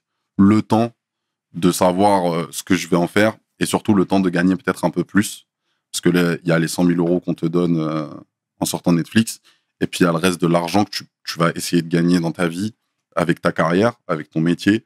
Moi, j'ai monté ma boîte, je suis président de ma société. J'essaye de monter mes différents business. J'ai la chance d'être coproducteur côté phono. J'ai la chance d'être coproducteur de ma tournée. Je suis coéditeur de mon catalogue. J'ai mon brand, tu vois, mon brand que je partage aussi avec les différents ayants droit ou rapporteurs d'affaires avec qui je bosse et tout. Donc, c'est tu dois apprendre à gérer de l'argent, à gérer une entreprise, à gérer du personnel, à gérer plein de trucs. Alors que moi, c'est pas du tout mon taf à la base. Donc, t'apprends, j'essaye mais surtout de pas faire de bêtises. Et après, honnêtement, je me suis fait kiffer aussi. Je suis parti en vacances, je prends des desserts au resto, je dois pas savoir, tu vois. Quand on est plusieurs, c'est moi, je me lève, je paye, tu vois. Et c'est une liberté qui est folle. Moi, je suis passé je comptais les centimes et je devais de l'argent à je sais pas qui il y a 1 an. Et d'un coup, j'ai de l'argent sur mon compte et tout, tu vois. Parce que moi, quand j'avais 25, 26 ans, j'avais les mêmes finances que quand j'en avais 16. Tu vois, tu te retrouves en galère. Okay. Comment tu vas faire pour payer ton loyer, tes trucs et tout. Tu vois, j'étais pas comme mes autres potes de 25 ans qui faisaient leurs prêts, qui faisaient leurs trucs. Moi, j'étais en galère de ouf. Tu vois. Et d'un coup, du jour au lendemain, ça change. Ça fait plaisir. En vrai, on doit déguster aussi un peu, faut se faire kiffer. En tout cas, tu as la tête sur les épaules et ça, c'est bien beau. Tu sais, tout à l'heure, au début de notre échange, je te disais qu'il y en avait plein qui regardaient un peu les Belges de haut, c'est-à-dire la scène belge, mais également même les Belges de manière générale. Et là, on a vu que ces 10 dernières années, dans l'industrie, tout le monde voulait avoir son petit coin de Belgique. Tu vois ce que je veux dire, avec des rappeurs qui signent à tout va, etc. Est-ce que toi, t'as senti la bascule? Moi, j'ai senti la bascule. En tout cas, j'ai senti cette déferlante d'artistes belges qui sont devenus des poids lourds de l'industrie, que ce soit dans le rap, mais même au-delà. Tu vois qu'on a une Angèle, un Stromae, etc. Ça fait quand même ça fait une grosse différence.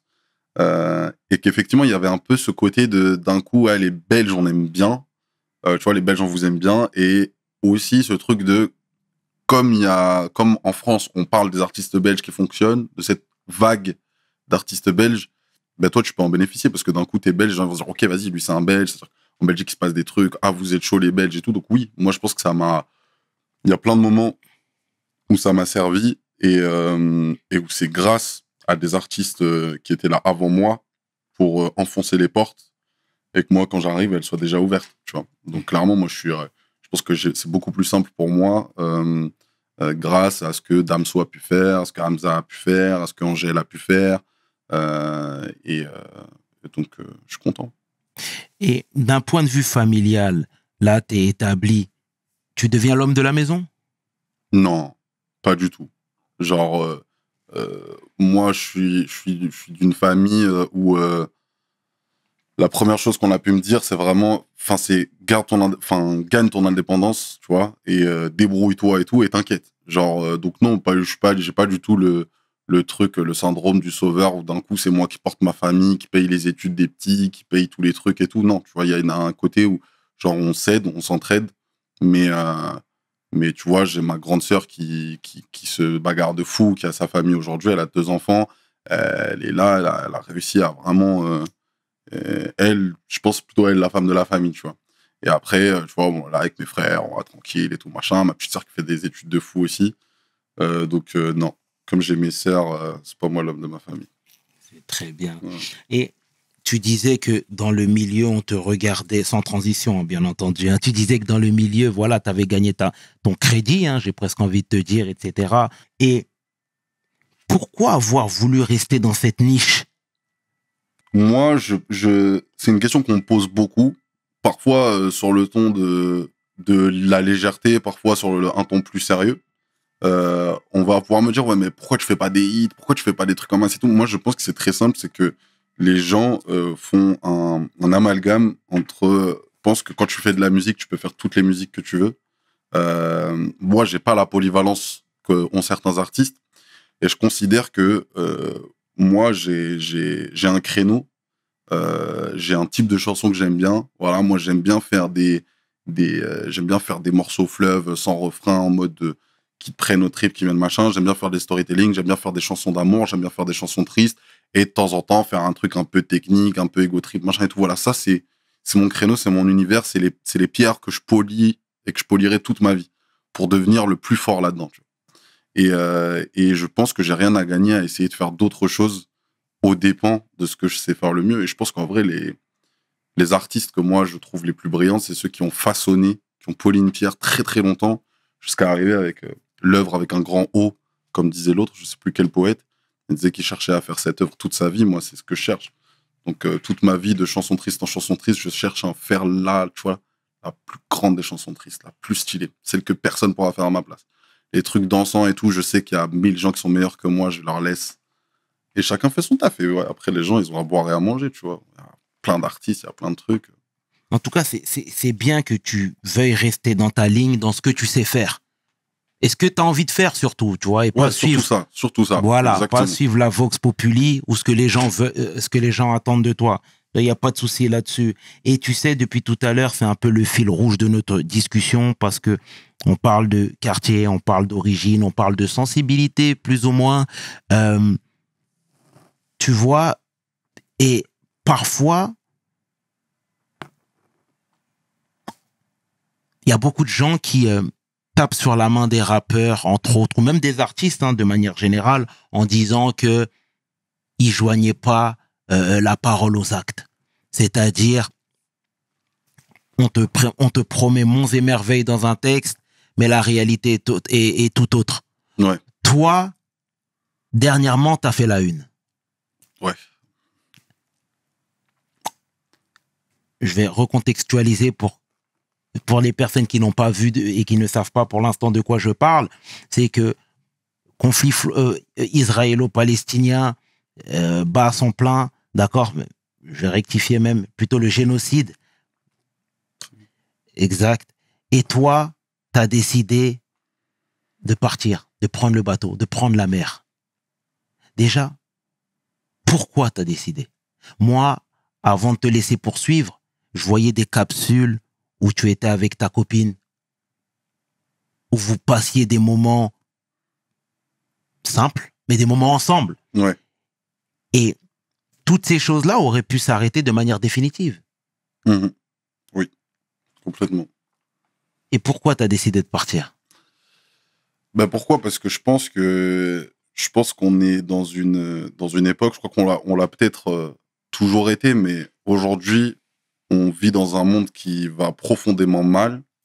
On vit dans un monde qui nécessite d'agir et de résister contre ce mal. On vit dans un monde où nous, on dirait qu'on va bien parce qu'on est dans notre microcosme, qu'on est ici, qu'on est à Paris, qu'on vit notre petite vie et tout. Mais en fait, le monde va très mal. Et je pense qu'il y a un moment, c'est plus une question de courage, de dire vas-y, je pars pas, je descends dans la rue ou pas, je parle de tel sujet ou pas. C'est une question de nécessité.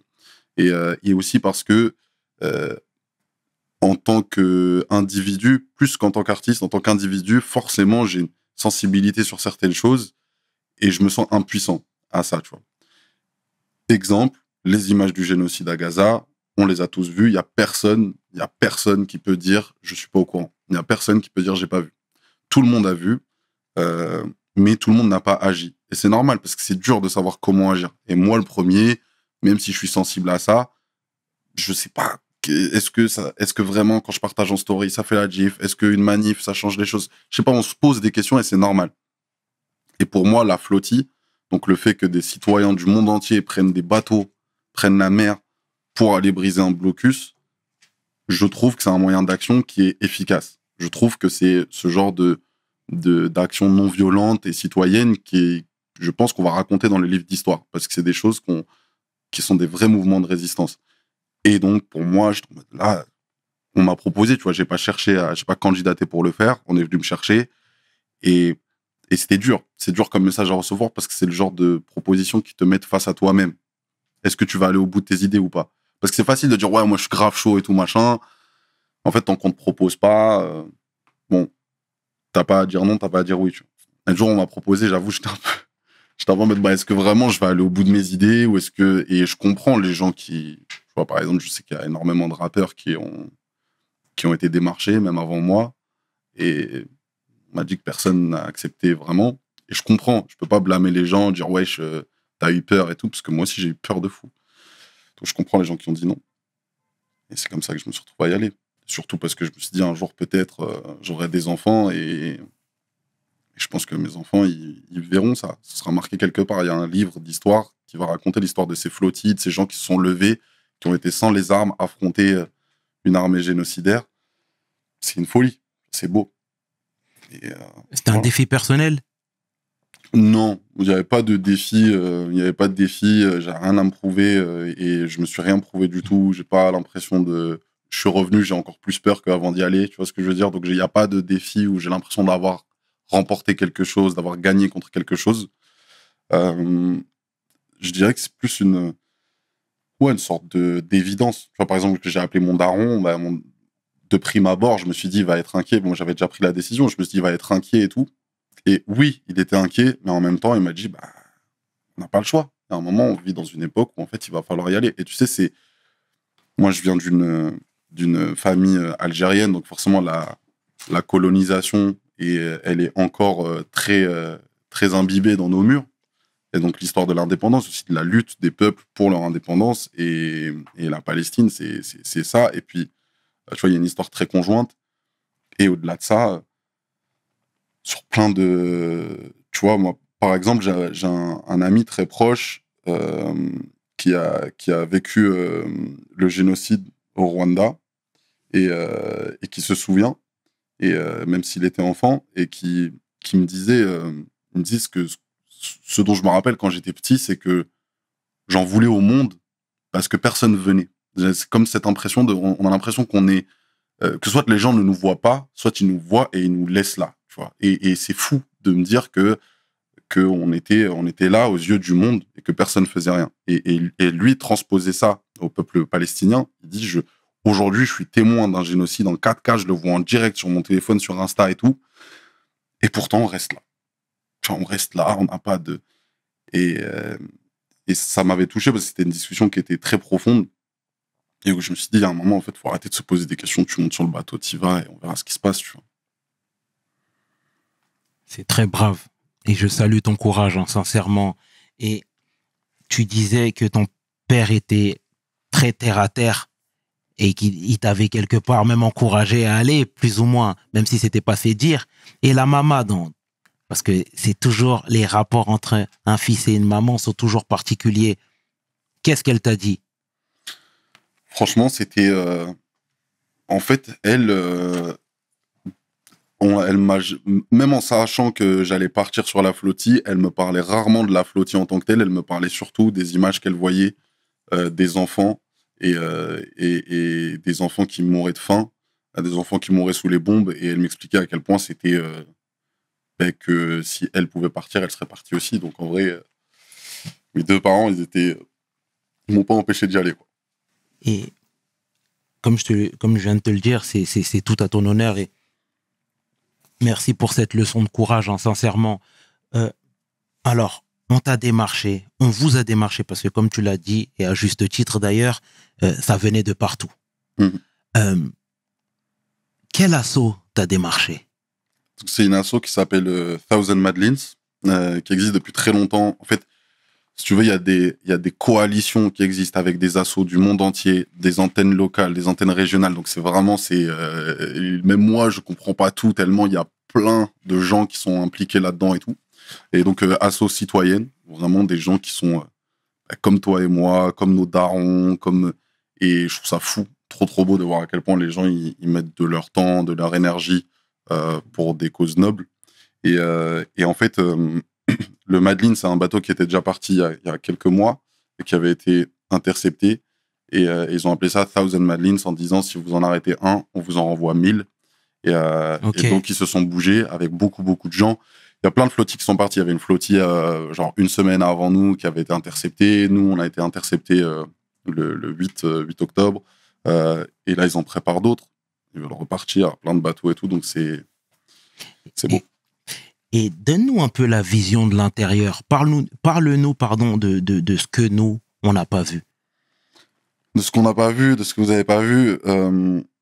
Alors, il y a toute la partie de l'action en tant que telle. Ça veut dire que moi, j'ai rencontré des gens incroyables, des femmes, des hommes engagés, passionnants, avec qui j'ai pu discuter, des gens qui ont fait des trucs de fou dans leur vie, qui ont vu des choses dures aussi, des gens qui ont pu faire de la médecine de guerre, par exemple, des gens qui sont déjà allés à Gaza plusieurs fois pour soigner les enfants sous les bombes. Donc, en fait, tu rencontres des gens, tu rencontres un résistant de la Deuxième Guerre mondiale, une dame de 83 ans qui est partie avec nous, qui est partie sur un des bateaux. Enfin, t'as des gens qui défendent les droits des paysans, qui défendent les droits des migrants en mer, des gens qui sont des secouristes en avion, des trucs vraiment de fou malade. Et du coup, pour moi, la première des choses, c'est l'aventure humaine. C'est le fait que ce que j'ai vécu là, la formation qu'on a faite et la navigation pendant 11 jours, 12 jours, être en pleine Méditerranée, au milieu de rien, des couchers de soleil, des oiseaux qui du jour au lendemain viennent sur ton pont. Enfin, tu vis des moments très très beaux qui vont marquer à vie. Et clairement, pour moi, il y a un avant, un après. Et forcément, notre mission, elle était belle, elle était noble, mais elle a été interrompue avec violence le 8 octobre à 5h du matin. Et ça, c'est le jour où on a été attaqué et kidnappé par l'armée israélienne. Et donc, malheureusement, on n'a pas pu aller au bout, on n'a pas pu briser ce blocus, on n'a pas pu livrer l'aide humanitaire qu'on avait à bord, on n'a pas pu aller jusqu'à Gaza, on n'a pas pu voir Gaza de nos yeux. Mais en tout cas, on a fait tout ce qu'on pouvait. Et qu'est-ce qui a guidé cette motivation? Tu sais, il y en a qui vont s'appuyer sur leur côté spirituel. Mm-hmm. Il y en a sur leur foi en l'humanité. Moi, je pense que ce qui m'a guidé là-dessus, c'est plutôt la colère. Je pense que c'est plus la colère. Hein. C'est un sentiment le sentiment d'injustice. Moi, forcément, c'est quand tu vois ces images-là et que tu te rends compte que non seulement le monde est silencieux, mais surtout, et ça c'est très important parce que les gens ils parlent souvent du silence, mais ils parlent pas assez de la complicité. Et en fait, le silence, c'est de la complicité. Et aussi, chose très importante, c'est que la neutralité n'existe pas. Moi, et je le dis sans aucune honte, moi, ça m'est arrivé par le passé quelques années auparavant, de tenir un discours où des fois je disais oui, mais en même temps, quand on n'est pas assez informé sur le sujet, peut-être qu'on ne doit pas s'exprimer et tout. Il y a plein de gens qu'on entend dire ça. Et en fait, c'est parce qu'on nous fait croire ça. On nous fait croire qu'on a besoin d'un doctorat pour pouvoir s'exprimer quand il y a un génocide. On nous fait croire qu'on doit connaître absolument toute l'histoire, les tenants, les aboutissants, connaître la géopolitique pour être sensible. Et à partir du moment où je me suis rendu compte que pas du tout, par des lectures, par des discussions, que la neutralité, elle n'existe pas, là, j'étais face à une galère. Quand j'étais dans une galère, c'est que je me suis rendu compte que je pouvais plus je pouvais plus me cacher. Donc, soit je devais aller au bout de mes idées, soit je devais être dans la fuite et dans le mensonge. Et il fallait un jour que je tranche. Tu vois. Et et en même temps, à ça, tu conjugues le sentiment d'urgence, le sentiment de colère pour plein de choses. Et ouais, je pense que ce qui m'a motivé à y aller, c'est de me dire là, une bonne fois pour toutes, je vais choisir mon côté, tu vois. Et après, je pourrais plus revenir en arrière. Et c'est aussi ça que ça m'a amené personnellement, je pense. Et en quoi ça t'a changé?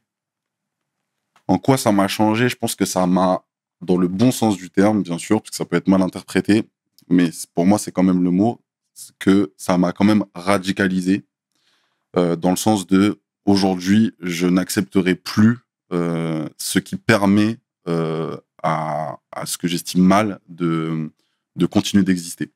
C'est-à-dire qu'avant, j'étais un peu en mode, tu vois, il y a des gens, par exemple, tu vas bosser avec eux, tu sais que en vrai, ils s'en foutent un peu de telle ou telle cause, tu sais que en vrai, ils soutiennent le fait qu'Israël a le droit de se défendre, ils te parlent, tu vois, mais en même temps, vas-y, c'est pas grave, on fait du business.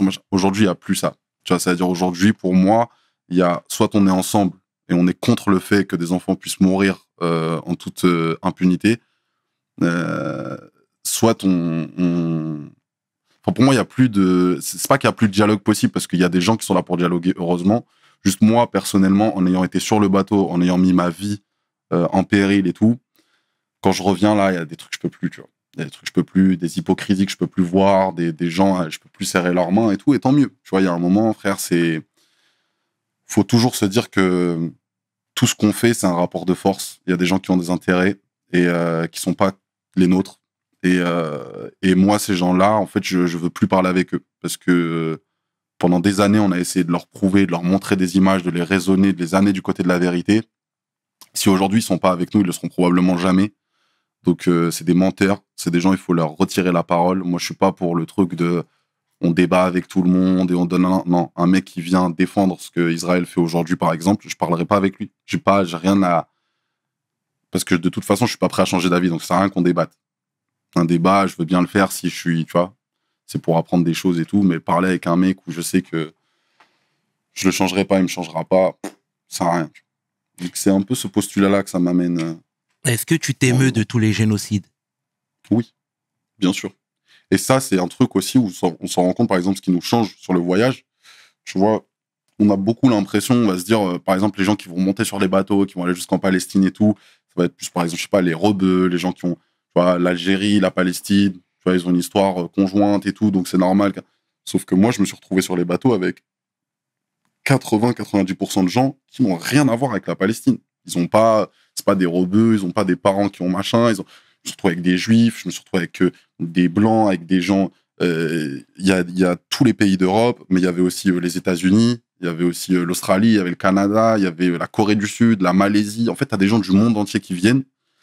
Et c'est là que tu te rends compte que, en fait, la question, c'est pas juste Palestine ou pas Palestine, c'est des enfants, des humains, et c'est tout. Et on monte sur les bateaux et on va donner à manger aux enfants qui meurent de faim, aux femmes, aux hommes qui meurent de faim, et on va briser un blocus qui est illégal. Peu importe par qui, pour qui il est posé, c'est l'humanité qui prime. Et parle-moi un peu de ton interpellation. Alors, on a été attaqué à 8h, on a été attaqué le 8 octobre à 5h du matin. On a été attaqué et kidnappé par l'armée israélienne en eau internationale. Et le mot kidnapping, faut surtout pas le prendre à la légère. C'est pas de la com, c'est que littéralement, on est à plus de 110 000 nautiques des côtes. On est en eau internationale.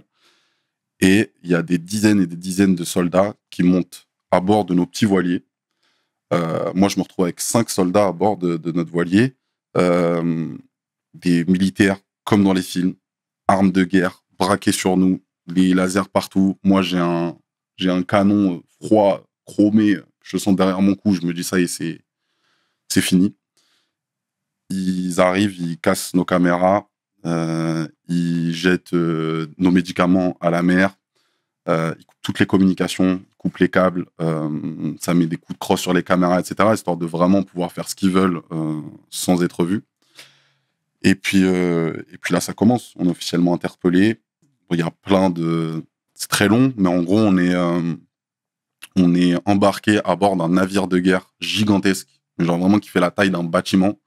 Le genre de navire qui transporte des chars, des avions, du personnel, etc. Et on est embarqué à bord de ce bateau et on nous met sur les genoux, les mains derrière la tête, dans des positions très douloureuses, très longtemps. Et on est embarqué. Et on part, en fait, on est tellement loin à ce moment-là dans les eaux internationales qu'on part pour 10 heures de route dans une première cellule jusqu'à arriver en Israël. Et ce qui est très, très important, puisque, tu vois, pendant longtemps, je voulais pas raconter mon témoignage. Je voulais pas forcément m'exprimer et dire ce que j'ai vécu, parce que j'estime que c'est rien par rapport à ce que les détenus palestiniennes vivent. On a été traités comme des privilégiés, on avait la protection de nos passeports. Donc, je sais que l'expérience que j'ai vécue, elle est pas assez légitime pour prendre le pas sur celle que les Palestiniens ont. Le problème qu'on a, c'est qu'aujourd'hui, on se rend compte qu'on a vécu l'horreur, et pourtant, c'est que 1% de ce qu'eux vivent, les Palestiniens, les Palestiniennes, et on se doit quand même de le raconter, parce qu'en fait, eux, ils sont des milliers à le vivre, 1000 fois pire que nous, mais il n'y a pas de caméra, il n'y a pas de médias qui en parlent. Ils ne rentrent pas chez eux pour faire des interviews après. On les laisse dans un silence qui est terrifiant, et donc moi, c'est un peu mon entourage qui m'a montré que, en racontant cette histoire, ça permet quand même d'attirer les yeux sur une réalité et de montrer à quel point Israël agit en toute illégalité, en toute impunité, et qui se permet vraiment tout et n'importe quoi. Tu vois, là, je te parle de l'arrestation, mais ensuite, on a été amené à Ashdod, en Israël. C'est le port où on a été débarqué. Et là, c'est vraiment le processus d'humiliation qui commence. C'est clé de bras, projection au sol. T'as des centaines et des centaines de policiers qui sont là pour nous accueillir et qui sont vraiment briefés à nous traiter comme des terroristes, comme les criminels numéro 1 du pays. Et donc, ça va avec le fait de t'arrives, c'est des fouilles à répétition, des fouilles à nu, on t'enlève tes chaussures, on t'enlève toutes tes affaires. Il y a de la musique de propagande dans les haut-parleurs, plein de gens qui t'insultent, les gens qui viennent, qui te prennent en photo comme si on était au zoo. Ça dure des heures de confusion. Les gens qui peuvent pas voir leurs avocats, pas de contact avec les familles, des interrogatoires un peu bizarres. Moi, j'en ai subi un en particulier avec un agent qui m'expliquait clairement par A plus B que en fait, il fallait pas nourrir les enfants palestiniens parce que plus tard, quand ils grandiraient, ça sera des terroristes. Donc, on ne donne pas à manger à des graines de terroristes. Et c'est à ce moment-là que tu te rends compte, en fait, on peut pas parler. On peut pas parler avec eux. Ils sont brainwashés de fou. Tu vois, nous, les méchants, entre guillemets, on les voit, on les imagine, on lit des articles, mais c'est complètement différent comme impact mental de se retrouver là, en Israël, au milieu d'eux, et de se rendre compte à quel point les gens qui portent les uniformes, c'est pas juste des grands gars costauds, c'est tous les archétypes de la société. C'est des darons, des daronnes, des petits jeunes, des gens qui ont l'âge de mon petit frère. Ils sont tous là, tous un peu dans leur matrice. Et du coup, t'es resté entre leurs mains combien de temps ? Alors là, sur le port, on est resté plusieurs heures avant de se faire embarquer dans un bus. Là, c'était vraiment menotté. Après avoir été humilié pendant des heures, on monte dans ce bus, on est menotté, les yeux bandés. Ça, forcément, c'est terrifiant parce que tu sais pas ce qui t'arrive, tu sais pas où on t'emmène. À aucun moment, on t'explique ce qui se passe, en fait. Et là, par exemple, dans ce bus, on est plongé pendant à peu près une demi-heure, 1 heure, dans une chaleur de fou. Aucune arrivée d'air, on transpire énormément, on a chaud, mais de malade, au point où on se demande si on va vraiment réussir à respirer aussi longtemps et tout. Sauf que quand le bus démarre, en quelques secondes, ils mettent la clim à fond et ça devient littéralement une chambre froide. Et en fait, en 2 secondes, on passe de la chaleur extrême, de la transpiration et tout, à un moment où on grelotte, on se plie, et on essaye juste de lutter contre le froid. Et c'est typiquement le genre de technique qu'ils vont utiliser tout le temps pour nous choquer psychologiquement et physiquement. C'est une sorte de truc un peu subtil. Au début, tu te demandes, tu te dis, bah, en fait, il te met pas une patate, mais en fait, au-delà de ça, ils vont mettre d'autres techniques de torture psychologique qui sont vraiment très, très fortes.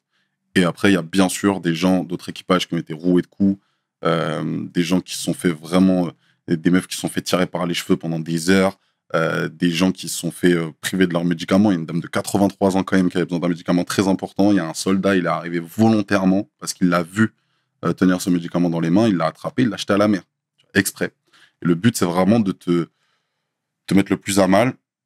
Quand on est dans ce bus, on roule 3 heures et 3 heures à lutter contre le froid. Et quand on arrive, même chose, les yeux bandés, on nous sort, on ne sait pas trop où on est.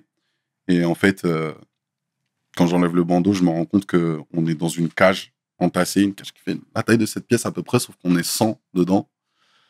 Mais vraiment, je te promets, une cage comme où on met les vaches au bled. Tu vois, les grilles comme ça, c'est tout gris métallique, t'es par terre, dans le sable. Et tu sais pas ce qu'ils vont faire de toi. En fait, devant toi, t'as juste des dizaines de soldats avec des armes de guerre qui te tiennent en joue. On sait pas ce qu'ils vont faire de nous. Et à partir de ce moment-là, on est officiellement en prison.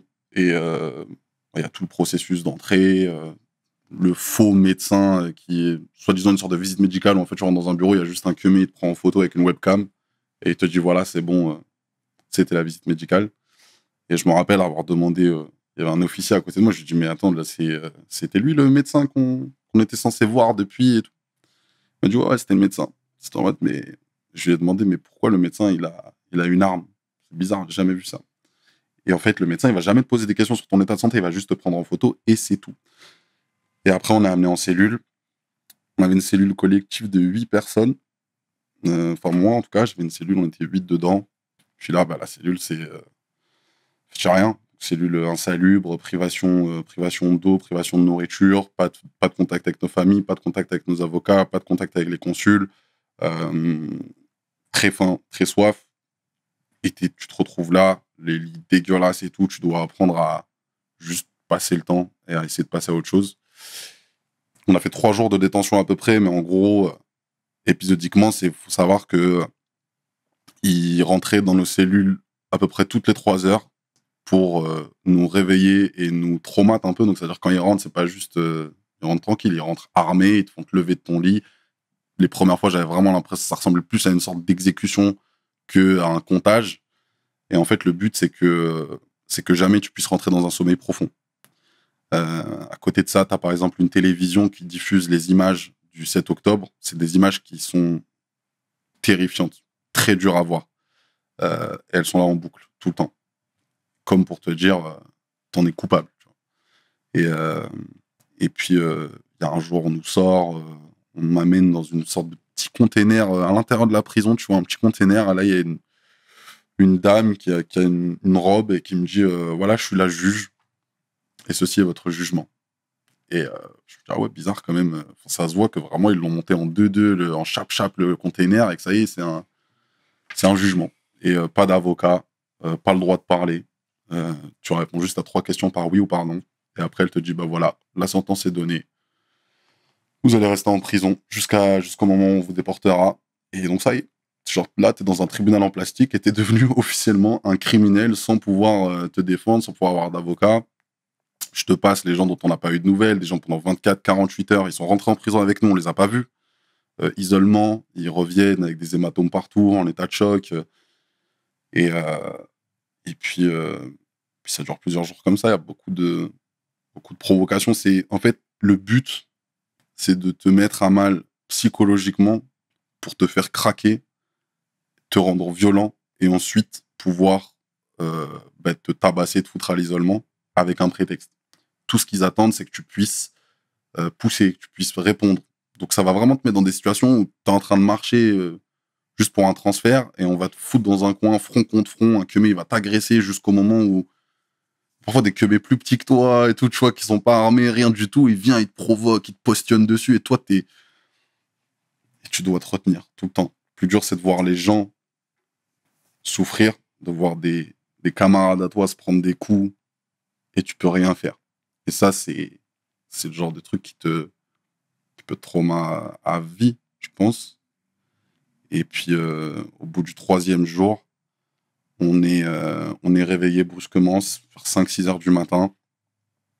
On fait la fausse visite médicale où juste ils nous prennent en photo et puis ils nous foutent dans un bus. Et moi, j'étais assis à une place où j'avais la chance de pouvoir voir par la fenêtre. Donc, je regarde. C'est la première fois que je voyais l'extérieur. Et je me rends compte que la prison, elle est gigantesque. Je me rends compte à quel point vraiment, c'est comme dans les films. Il y a plusieurs ailes à la prison. Ça fait peur. Et t'es au milieu du désert. Parce qu'on a dû rouler au moins 3 heures avant de voir des usines ou des trucs. Mais il n'y a aucune zone habitée à 2-3 heures aux alentours. Donc, t'es vraiment perdu dans le désert comme ce qu'on voit dans les films. Et c'est vraiment que là, je me rends compte, genre, wow. En fait, toi-même, je sais pas, psychologiquement, tu te dis, mais qu'est-ce que je fous là, en fait? Qu'est-ce que je fous là? Qu'est-ce que j'ai fait? Et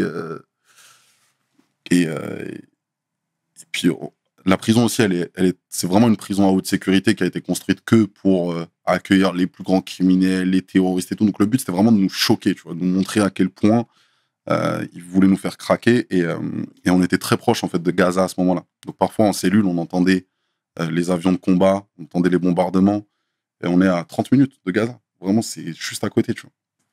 Et puis, ce 3e jour, on est sorti. Et en fait, on découvre au bout de plusieurs heures, parce qu'ils nous le disent pas, qu'on arrive dans ce qui ressemble à un aéroport. Donc là, je me dis, wesh. Parce que moi, je pensais que c'était un transfert de prison, parce qu'il y en avait. Et en fait, on se retrouve devant un aéroport. Ils ouvrent. Ils disent, ça y est, vous dégagez, vous rentrez chez vous. S'il y en a un qui parle, s'il y en a un qui fait un pas de travers, il revient en prison. Mais là, prenez la route, direction le tarmac. Et en fait, on est livré à nous-mêmes. On n'a pas nos passeports, pas nos affaires, juste on est dans le hall de l'aéroport qui est un peu comme ça bloqué pour nous, tu vois. Et donc, en fait, on suit la route. Sur la route, on passe au milieu des civils, parce qu'il y a des gens qui, je sais pas, revenaient de vacances, partaient en vacances. C'était un petit aéroport, mais il y a quand même du monde. Et en fait, c'est la marche de la honte. T'as des gens qui chantent, des gens qui nous insultent, qui essaient de nous jeter des trucs, qui essaient de venir au conflit, qui nous filment. Tu vois, moi, j'ai pas pu me retenir, j'étais comme as. J'ai fait un gros sourire aux darons qui essaient de nous insulter et tout, tu vois, en mode, on est venu avec de l'amour, avec des sourires et on reviendra. Et puis, on arrive sur le tarmac et là, il y a un avion, Turkish Airlines, qui a été affrété que pour nous. Parce qu'en gros, ils étaient censés venir chercher les ressortissants turcs et ils ont dit, on prend aussi tout ce qu'on peut prendre. Et là, on monte dans l'avion et c'est fini. C'est fini. On est une centaine, tous avec nos habits blancs de détenus. Les gens, ils se prennent dans les bras, ils pleurent. Ils sont... Enfin, pour moi, c'était un des moments les plus émouvants de toute ma vie. Tu vois. C'est le truc où tu dis, ça y est, tu rentres à la maison. Et c'est aussi le moment où on se rend compte qu'on n'est pas tous là. Donc, on fait les comptes, on capte ceux qui sont restés en prison, ceux qui manquent et tout. On arrive à Istanbul. À Istanbul, il y avait un consul qui m'attendait, un consul belge qui attendait tous les Belges. Genre, vraiment, j'arrive mais comme un ouf, tu vois. En mode, faut que j'appelle mon avocat, que je le prévienne, qu'ils nous ont envoyés en Turquie parce qu'ils doivent pas savoir, ma famille doit être inquiète. Et me dit, mais attends, toute ta famille est déjà au courant. Même les médias, ils savent que tu rentres ce soir. J'étais en mode, quoi, je rentre ce soir, là? Et en fait, je me suis rendu compte que les gens ont été au courant de ma libération avant moi. Tu vois. Moi, quand j'étais dans l'avion, je savais même pas où on allait. Est-ce que j'allais rester à Istanbul plusieurs jours, le temps de, tu vois, les démarches administratives, les trucs, j'en sais rien. Et en fait, non, quelques heures plus tard, je suis arrivé à Bruxelles. J'avais ma famille dans mes bras. Et en fait, c'est trop bizarre. C'est trop bizarre. Parce que vraiment, tu te fais réveiller à 6 heures du matin dans le désert en Israël, dans une prison à haute sécurité, fusil à pompe braqué sur la tête. Et à 21h, t'es à Bruxelles avec ta daronne dans les bras et ça y est, c'est fini, genre. Et puis ça a été peut-être... je pense pendant 48 heures, j'étais genre tranquille. Pendant 48 heures, tout va bien, grand sourire. Mais en fait, j'étais sonné, tu vois. Je me rendais pas du tout compte. J'avais l'impression d'être en nuit blanche. Je me rendais pas du tout compte de ce qui se passait. Et au bout du 3e jour, là, ça a commencé à être plutôt compliqué, jusqu'à maintenant encore. Mais là, du coup, c'est le moment du stress post-traumatique, en fait. Donc, vraiment, des grosses fièvres, des crises de panique, des paranoïas, des grosses paranoïas, donc des trucs où moi je suis réveillé la journée, j'ai l'impression que je suis dans ma chambre d'hôtel, j'ai l'impression que ça y est, ils sont en train de monter, qu'ils arrivent à revenir me chercher. Des fois, tu as envie d'appeler les flics parce que t'as vu quelqu'un qui leur ressemble, t'as un machin, t'as des trucs, c'est dur. Et on se rend compte que c'est un long processus qui commence. Moi, je pense que mon retour, il va être plus dur que la détention en elle-même, mais tu gardes toujours en tête que ce que tu vis, c'est rien par rapport à ce que les Palestiniennes y vivent. Et le sujet, c'est eux, c'est pas nous. Nous, on n'est pas montés sur les bateaux pour que les gens ils nous offrent des fleurs, pour que les gens ils nous applaudissent, pour que les gens ils nous disent vous êtes courageux. On est montés sur le bateau pour dire aux gens regardez vers Gaza. Ils ont besoin qu'on amplifie leur voix, donc on va y aller. Mais la mission, elle n'est pas à propos de nous. Et moi, je pense que peu importe les traumas que je peux avoir, j'ai les épaules de mes proches pour pleurer. J'aurais pas besoin de demander au public cette pitié, cette empathie, ce devoir d'agir pour moi. La seule chose qu'on demande, c'est d'agir pour les gens en Palestine et pour tous les peuples opprimés du monde, et même ici. Et voilà. En gros, c'est à peu près ça. Je suis sans voix. Et est-ce qu'il y a encore des flottilles qui vont en direction de Gaza? Ouais, il y a des flottilles qui se préparent. Là, ils aimeraient envoyer 80 bateaux pour la prochaine flottille, ce qui est gigantesque. Et ouais, il y a des gens qui sont déjà en train de se préparer à repartir. Les gens, ils peuvent savoir vraiment si les gens partent, c'est uniquement avec les dons que les gens ont fait. Donc, c'est une folie. Et donc là, dès maintenant, on recommence ce travail de pouvoir sensibiliser les gens et de leur montrer par l'action ce que leurs dons ont permis de faire. De montrer aussi que, tu vois, nous, pendant le voyage, j'en ai pas parlé, mais par exemple, j'étais sur le bateau, je recevais des messages d'enfants en Palestine, sur la plage, qui nous attendaient, qui nous envoyaient des messages de force, de courage. Et des moments, c'était le monde à l'envers, parce que forcément, il y a des moments où tu te sens pas bien sur le bateau, tu es en panique, tu as peur, tu stresses, tu appréhendes l'arrestation, et tu vois des messages d'enfants en Palestine qui te disent courage, et tu le prends, le courage, en plus. Tu te dis, mais attends, c'est le monde à l'envers, c'est eux qui sont en train de me donner de la force, tu vois. Et mais les messages qu'on recevait, c'était des messages de merci de ne pas nous laisser dans le silence. Merci de redonner espoir. Parce que ce que Israël essaie de faire, c'est de tuer l'espoir. C'est de dire aux gens, de toute façon, on ne peut rien faire. Ça, c'est vraiment l'objectif principal, au-delà des objectifs du génocide. Pour le reste du monde, c'est de nous anesthésier, de nous dire, de toute façon, c'est trop compliqué pour vous. Et en fait, il faut leur dire non, c'est pas compliqué pour nous. Nous, regarde, il y a juste des gens, des citoyens, des darons, ils sont montés sur des bateaux, ils sont venus. Et bon, ça, c'est encore d'autres sujets et tout, mais genre, faut savoir que les flottilles, quand on est arrivé en Israël, il y avait une conjoncture politique qui faisait que on les a vraiment fait chier. C'est-à-dire, vraiment, ils savaient pas quoi faire de nous. Ça a créé des conflits en interne. Il y avait des tensions au sein même du gouvernement sur le traitement qui devait nous être réservé. Il y en a qui voulaient nous emprisonner pendant des années. Il y en a qui voulaient nous dégager direct. Il y en a qui veulent nous tuer. Il y en a qui veulent pas nous arrêter. Tu vois. Et en fait, on vit en fout la merde. Et on continuera. On va continuer. Ça va jamais s'arrêter. Là, les gens sont déter. Les bateaux, il y en aura toujours tant que le blocus il est pas brisé. Et ça, vraiment, jamais on va s'arrêter. Il faut que les gens le sachent. Il y a personne qui va nous faire taire. L'espoir, ils pourront jamais le tuer. Ils peuvent tuer les gens, mais pas les idées. Bravo, déjà. Ouais. Bravo, sincèrement, Youssef. Et est-ce que tu as déjà été... est-ce que tu as été approché politiquement? Politiquement, non. J'ai jamais été approché. Mais par contre, j'ai pu rencontrer ou fréquenter des gens. Par exemple, sur la flottille, il y avait des élus. Donc, il y avait, pour la France, c'était des élus de la France insoumise qui étaient là. Mais il y avait des élus d'Irlande, de Belgique et tout. Bon, forcément, c'était des bords politiques à gauche.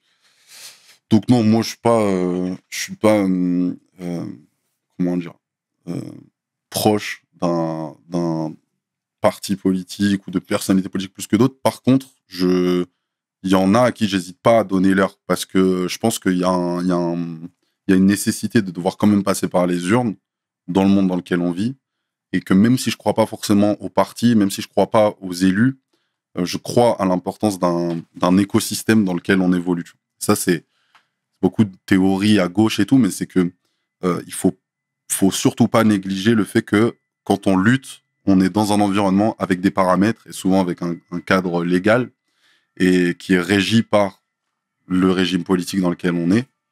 Et donc, il faut pouvoir favoriser. Et donc, moi, même s'il y a des partis de gauche, même s'il y a la France insoumise où j'ai parfois je peux ne pas être d'accord sur telle ou telle idée, tel truc, et je parle pas que de la France insoumise, mais plein d'autres partis, je me dis, c'est quand même l'écosystème que je nous souhaite pour pouvoir lutter, beaucoup plus que si c'est un parti d'extrême droite qui passe au pouvoir, par exemple.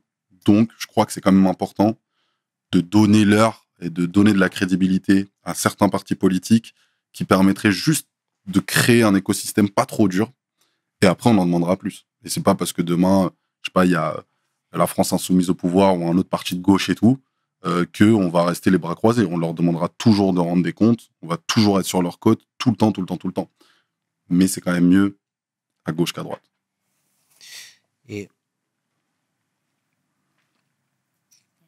on va changer de sujet, mais pas tellement, j'ai envie de te dire. Et comment reprendre le stylo après avoir vu tout ça? Je sais pas, j'ai pas encore. J'ai pas encore repris le stylo depuis. Moi, je pense que j'essaye de tirer des enseignements de ce que je peux voir tout le temps. Tu vois, des enseignements comme pouvoir être dans la cellule. J'entends des gens chanter, d'autres détenus, je les entends chanter. Alors tu te dis, mais attends, faut pas chanter, on va se faire tabasser. Non, ils chantent. Ils chantent Bella Ciao, tu l'entends chanter à fond. Et tu regardes par la cellule, tu vois un soldat, tu vois les gardiens calibrés et tout.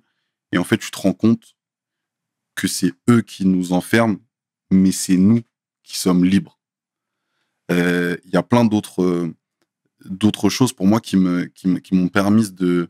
Tu vois, même le rapport avec la mer, par exemple. Moi, je suis quelqu'un, j'en ai pas forcément beaucoup parlé, parce que, vas-y, j'avais peur de me défiler, mais moi, j'ai peur de l'eau. C'est-à-dire, c'est ma plus grande phobie.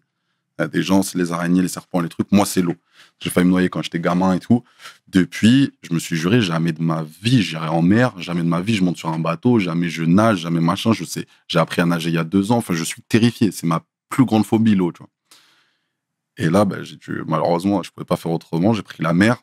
Donc, j'ai affronté ce qui est ma plus grande phobie, les vagues, les tempêtes. Laisse tomber, quoi. La vie sur un tout petit voilier en pleine mer, en pleine Méditerranée, c'est terrifiant quand t'as peur, comme moi. Mais à la fin, tu bats cette peur. Et j'ai même trouvé que la mer, c'est magnifique. Tu vois, le capitaine qui était à bord, qui d'ailleurs était plus jeune que moi, tu vois, il fallait faire confiance. Ok. Et il m'a dit un jour, la mer, c'est le dernier bastion du merveilleux. Et moi, j'étais en mode, non, frérot, la mer, c'est terrifiant. Et puis, en prenant la mer, en voyant la mer la nuit et tout, là, je me suis rendu compte de ce qu'il voulait dire. Donc, aussi, il y a des choses qui sont inspirantes. On s'inspire de tout et on va écrire. Je vais essayer de faire des belles chansons. En tout cas, je salue vraiment ton courage, hein, Frangin. Et on a besoin d'entendre déjà ce discours. Ok. Et clairement, à travers ton discours, nous-mêmes, on se remet en question parce que tu as fait preuve de courage, de détermination. Et ça, il faut qu'on te le dise. Clairement. C'est ça le but. C'est trop important. Et est-ce que t'as vu le regard des gens changer à ton encontre, à ton égard? Alors, bon, déjà, j'ai pas vu beaucoup de gens. Je t'avoue, je pense que tu dois être un des premiers que je vois. Okay. J'ai passé à peu près 1 semaine enfermé chez moi à pas voir trop de gens parce que c'était dur. Mais tout ce que je sens est très positif. C'est-à-dire, il n'y a pas un truc où je sens de la haine envers moi, où je sens que je me suis positionné, donc je mets des choses en péril. Je le sens très, très bien. Je sens que les gens sont derrière moi et que, comme tu dis, en fait, on a besoin d'entendre ces choses-là parce que ça reflète sur nous. Et donc, on se remet nous-mêmes en question, on se remet par rapport à nos engagements. Parce que moi aussi, avant d'y aller, et encore aujourd'hui, je peux ressentir plein de gêne, plein de malaise personnel, à me dire, est-ce que je suis quelqu'un d'assez concret? Est-ce que je suis dans l'action? Est-ce que je suis plutôt passif? Je ressens de la honte par rapport à certaines choses. Et puis, qu'est-ce que je fais après? C'est pour ça que c'est important que ces discours ils existent, parce que c'est parfois ce qui nous permet de ressentir cette honte, cette inaction, cette impuissance. Et après, d'agir. Et donc, non, je sens les regards très, très positifs. Et Et je pense que les seules conséquences qu'il peut y avoir, c'est plutôt des conséquences commerciales.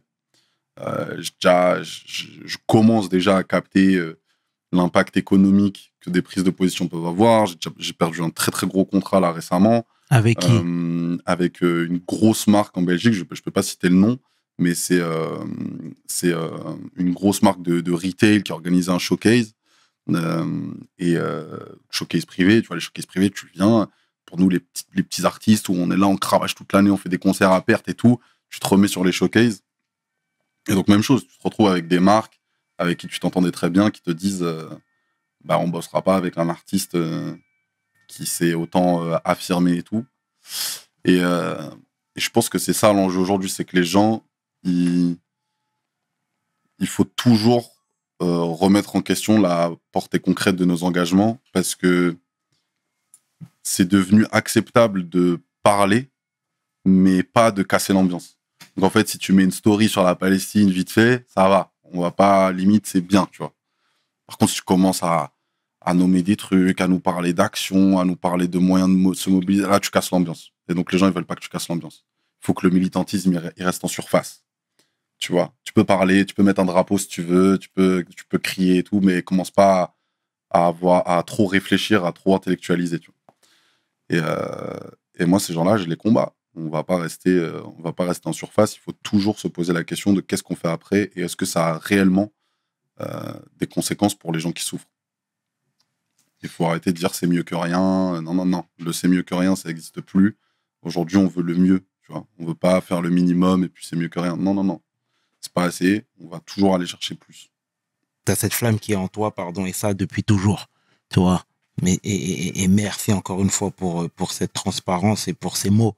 Parce que clairement, on a besoin de les entendre, d'accord ? Ouais. On a besoin de gens qui vont jusqu'au bout de leurs idées. Voilà. Ça. Et tout à l'heure, je te disais que j'avais vu des capsules où tu étais avec ta copine, où voilà, vous passiez un bon moment, etc. Est-ce qu'elle te regarde avec des yeux qui sont beaucoup plus grands, beaucoup plus respectueux ? Depuis mon retour ? Depuis ton retour.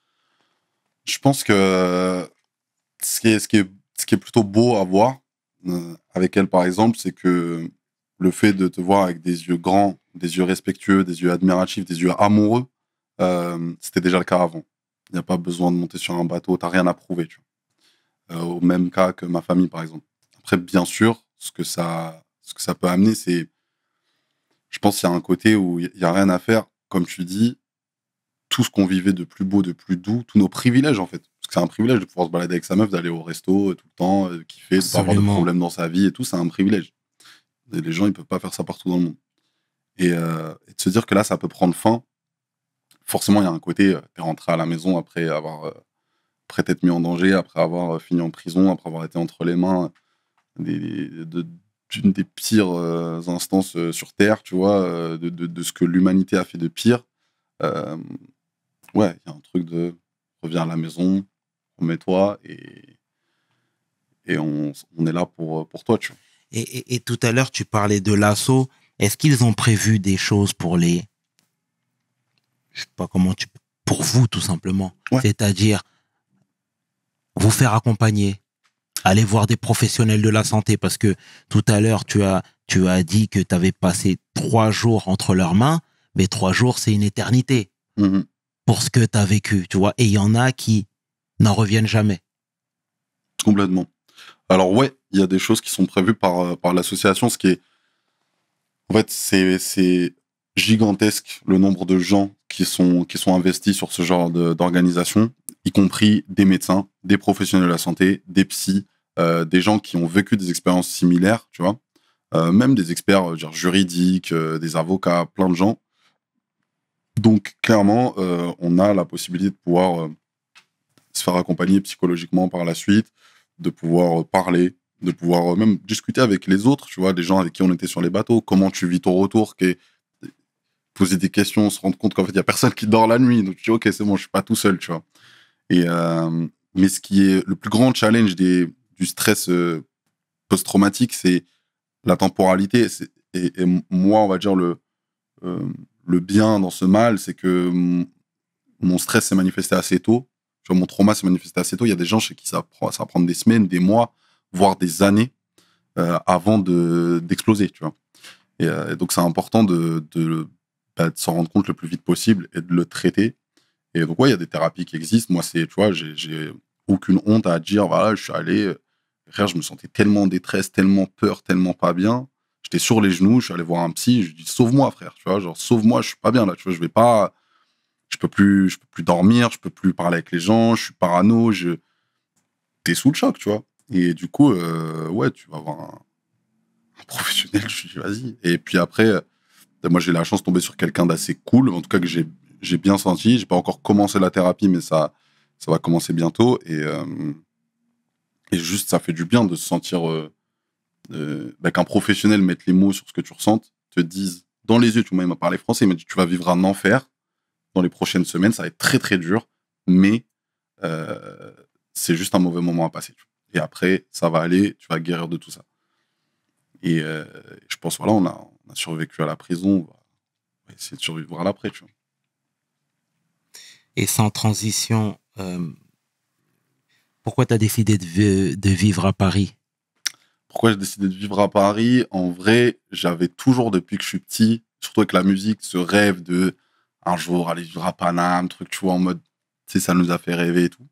Et puis en fait, en vivant à Bruxelles, les 2-3 dernières années, je faisais beaucoup d'allers-retours à Paris. Donc beaucoup de potes ici, beaucoup d'endroits où j'aimais traîner, beaucoup de studios, beaucoup de pros avec qui je bosse. Je commençais à kiffer aussi juste Paris en tant que ville. Tu vois, il y a plein de choses à faire, c'est beau, je kiffe. Et donc en fait, dès que j'ai gagné une nouvelle école, je me suis dit, OK, là, je suis indépendant financièrement, je peux me permettre de payer un loyer, de le voir comme un investissement, tu vois, de me dire, OK, je suis à Paris, je suis dans l'œil du cyclone, je peux faire des connexions beaucoup plus vite. Dans le même temps, j'ai rencontré ma meuf qui vit ici aussi, tu vois, donc on vit ensemble à Paris, donc tu vois, c'est mon attache. Justement, je parlais tout à l'heure de est-ce que j'ai une attache et tout. Paris, c'est pas vraiment mon attache. Elle, par contre, ouais, tu vois, donc si elle est avec moi, en vrai, à peu près partout dans le monde, je me sentirais à la maison. Mais si je suis à Paris et qu'elle n'est pas là, je me sens pas chez moi, tu vois. Donc ouais, maintenant j'ai mon attache, je suis bien. T'aurais une grosse accolade après l'émission. Tu connais, c'est important. C'est important, c'est très important. Mais c'est beau et franchement, moi, je salue ton courage parce que tu n'as pas encore la trentaine. Pas encore. Parce que tu as les pieds sur terre, parce que t'as la tête qui est bien en place et c'est bien parce que à travers ton courage, on se remet en question également. Tu vois ce que je veux dire? Et il en faut des gens valeureux, des gens courageux. Donc, une énième fois, moi, je te dis merci au nom de toute l'équipe, sincèrement. Et les projets musicaux. Cette fois-ci, tout à l'heure, je t'ai demandé comment t'allais faire juste après pour reprendre le stylo. Mais étant donné que je viens de saluer ton intelligence, je sais que tu as des choses quand même qui sont sur le grill. Ouais. D'accord? Est-ce que tu peux nous en dire plus? Bien sûr. En vrai, ce qui est bien, c'est que là, ma tournée, elle s'est terminée. On va dire cette période de remise en jambe, je peux la faire sans avoir une tournée dans les pattes. Donc, en vrai, je suis plutôt tranquille. J'ai des petits concerts promo. Là, j'ai genre une date pour la Fondation des femmes, des trucs un peu à droite, à gauche, mais qui me permettent de respirer et de prendre du temps pour moi. Et le but, là, c'est vraiment, je suis au studio, mais comme un gosse. C'est-à-dire, j'ai pas d'échéance, j'ai pas d'album à livrer, juste je fais du son. Je teste des trucs, je fais des trucs qui sortiront jamais, je fais des trucs nuls, je fais des trucs bien. Je rencontre des gens, je traîne dans des studios à droite, à gauche. J'essaie de collaborer avec d'autres artistes et tout, de m'inspirer.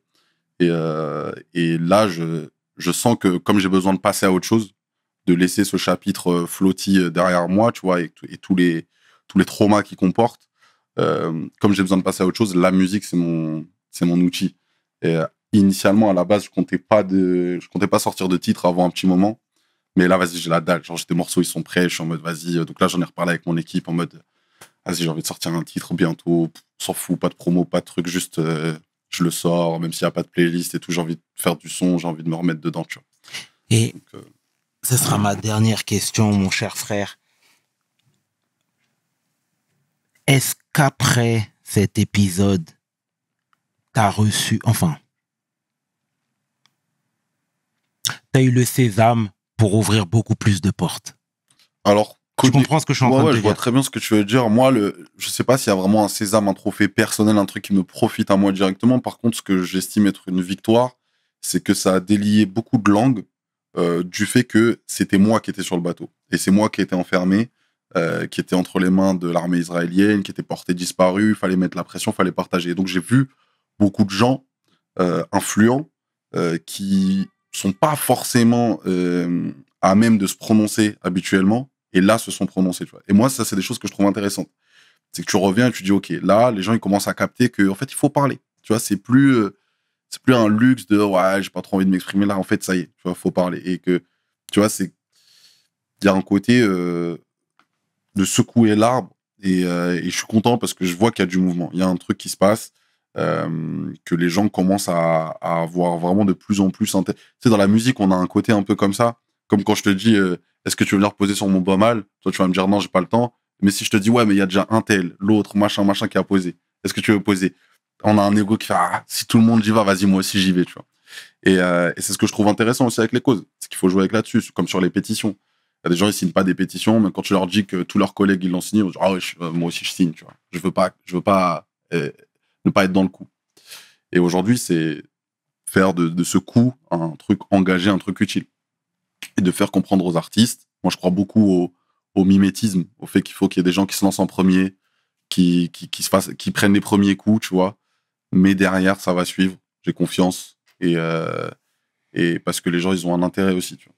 Et les artistes, ils ont parfois besoin de dormir sur leurs deux oreilles, de se dire qu'ils ont fait leur bonne action du jour et tout, donc ils vont donner de la force. Si la force, elle est effective, moi, je prends, tu vois. Je prends. Et le reste, c'est pas à moi de juger. Eh ben, ce sera le mot de la fin. Youssef, au nom de toute l'équipe de We Hustle, on te remercie sincèrement pour ton discours, d'accord? Pour les valeurs que tu portes, le courage qui t'anime. Et c'est grand ce que tu fais, frangin. On est fiers de toi. Merci, frère. Les tiens peuvent l'être également. Et il fallait que je te le dise, frère. Vraiment, ça fait plaisir. Merci beaucoup. C'était le tiers. Et 500, tu peux inverser, les deux sont corrects. Avec le grand Youssef Swatz pour We Hustle. Mes paroles valent cher. Peace. We hustle, baby.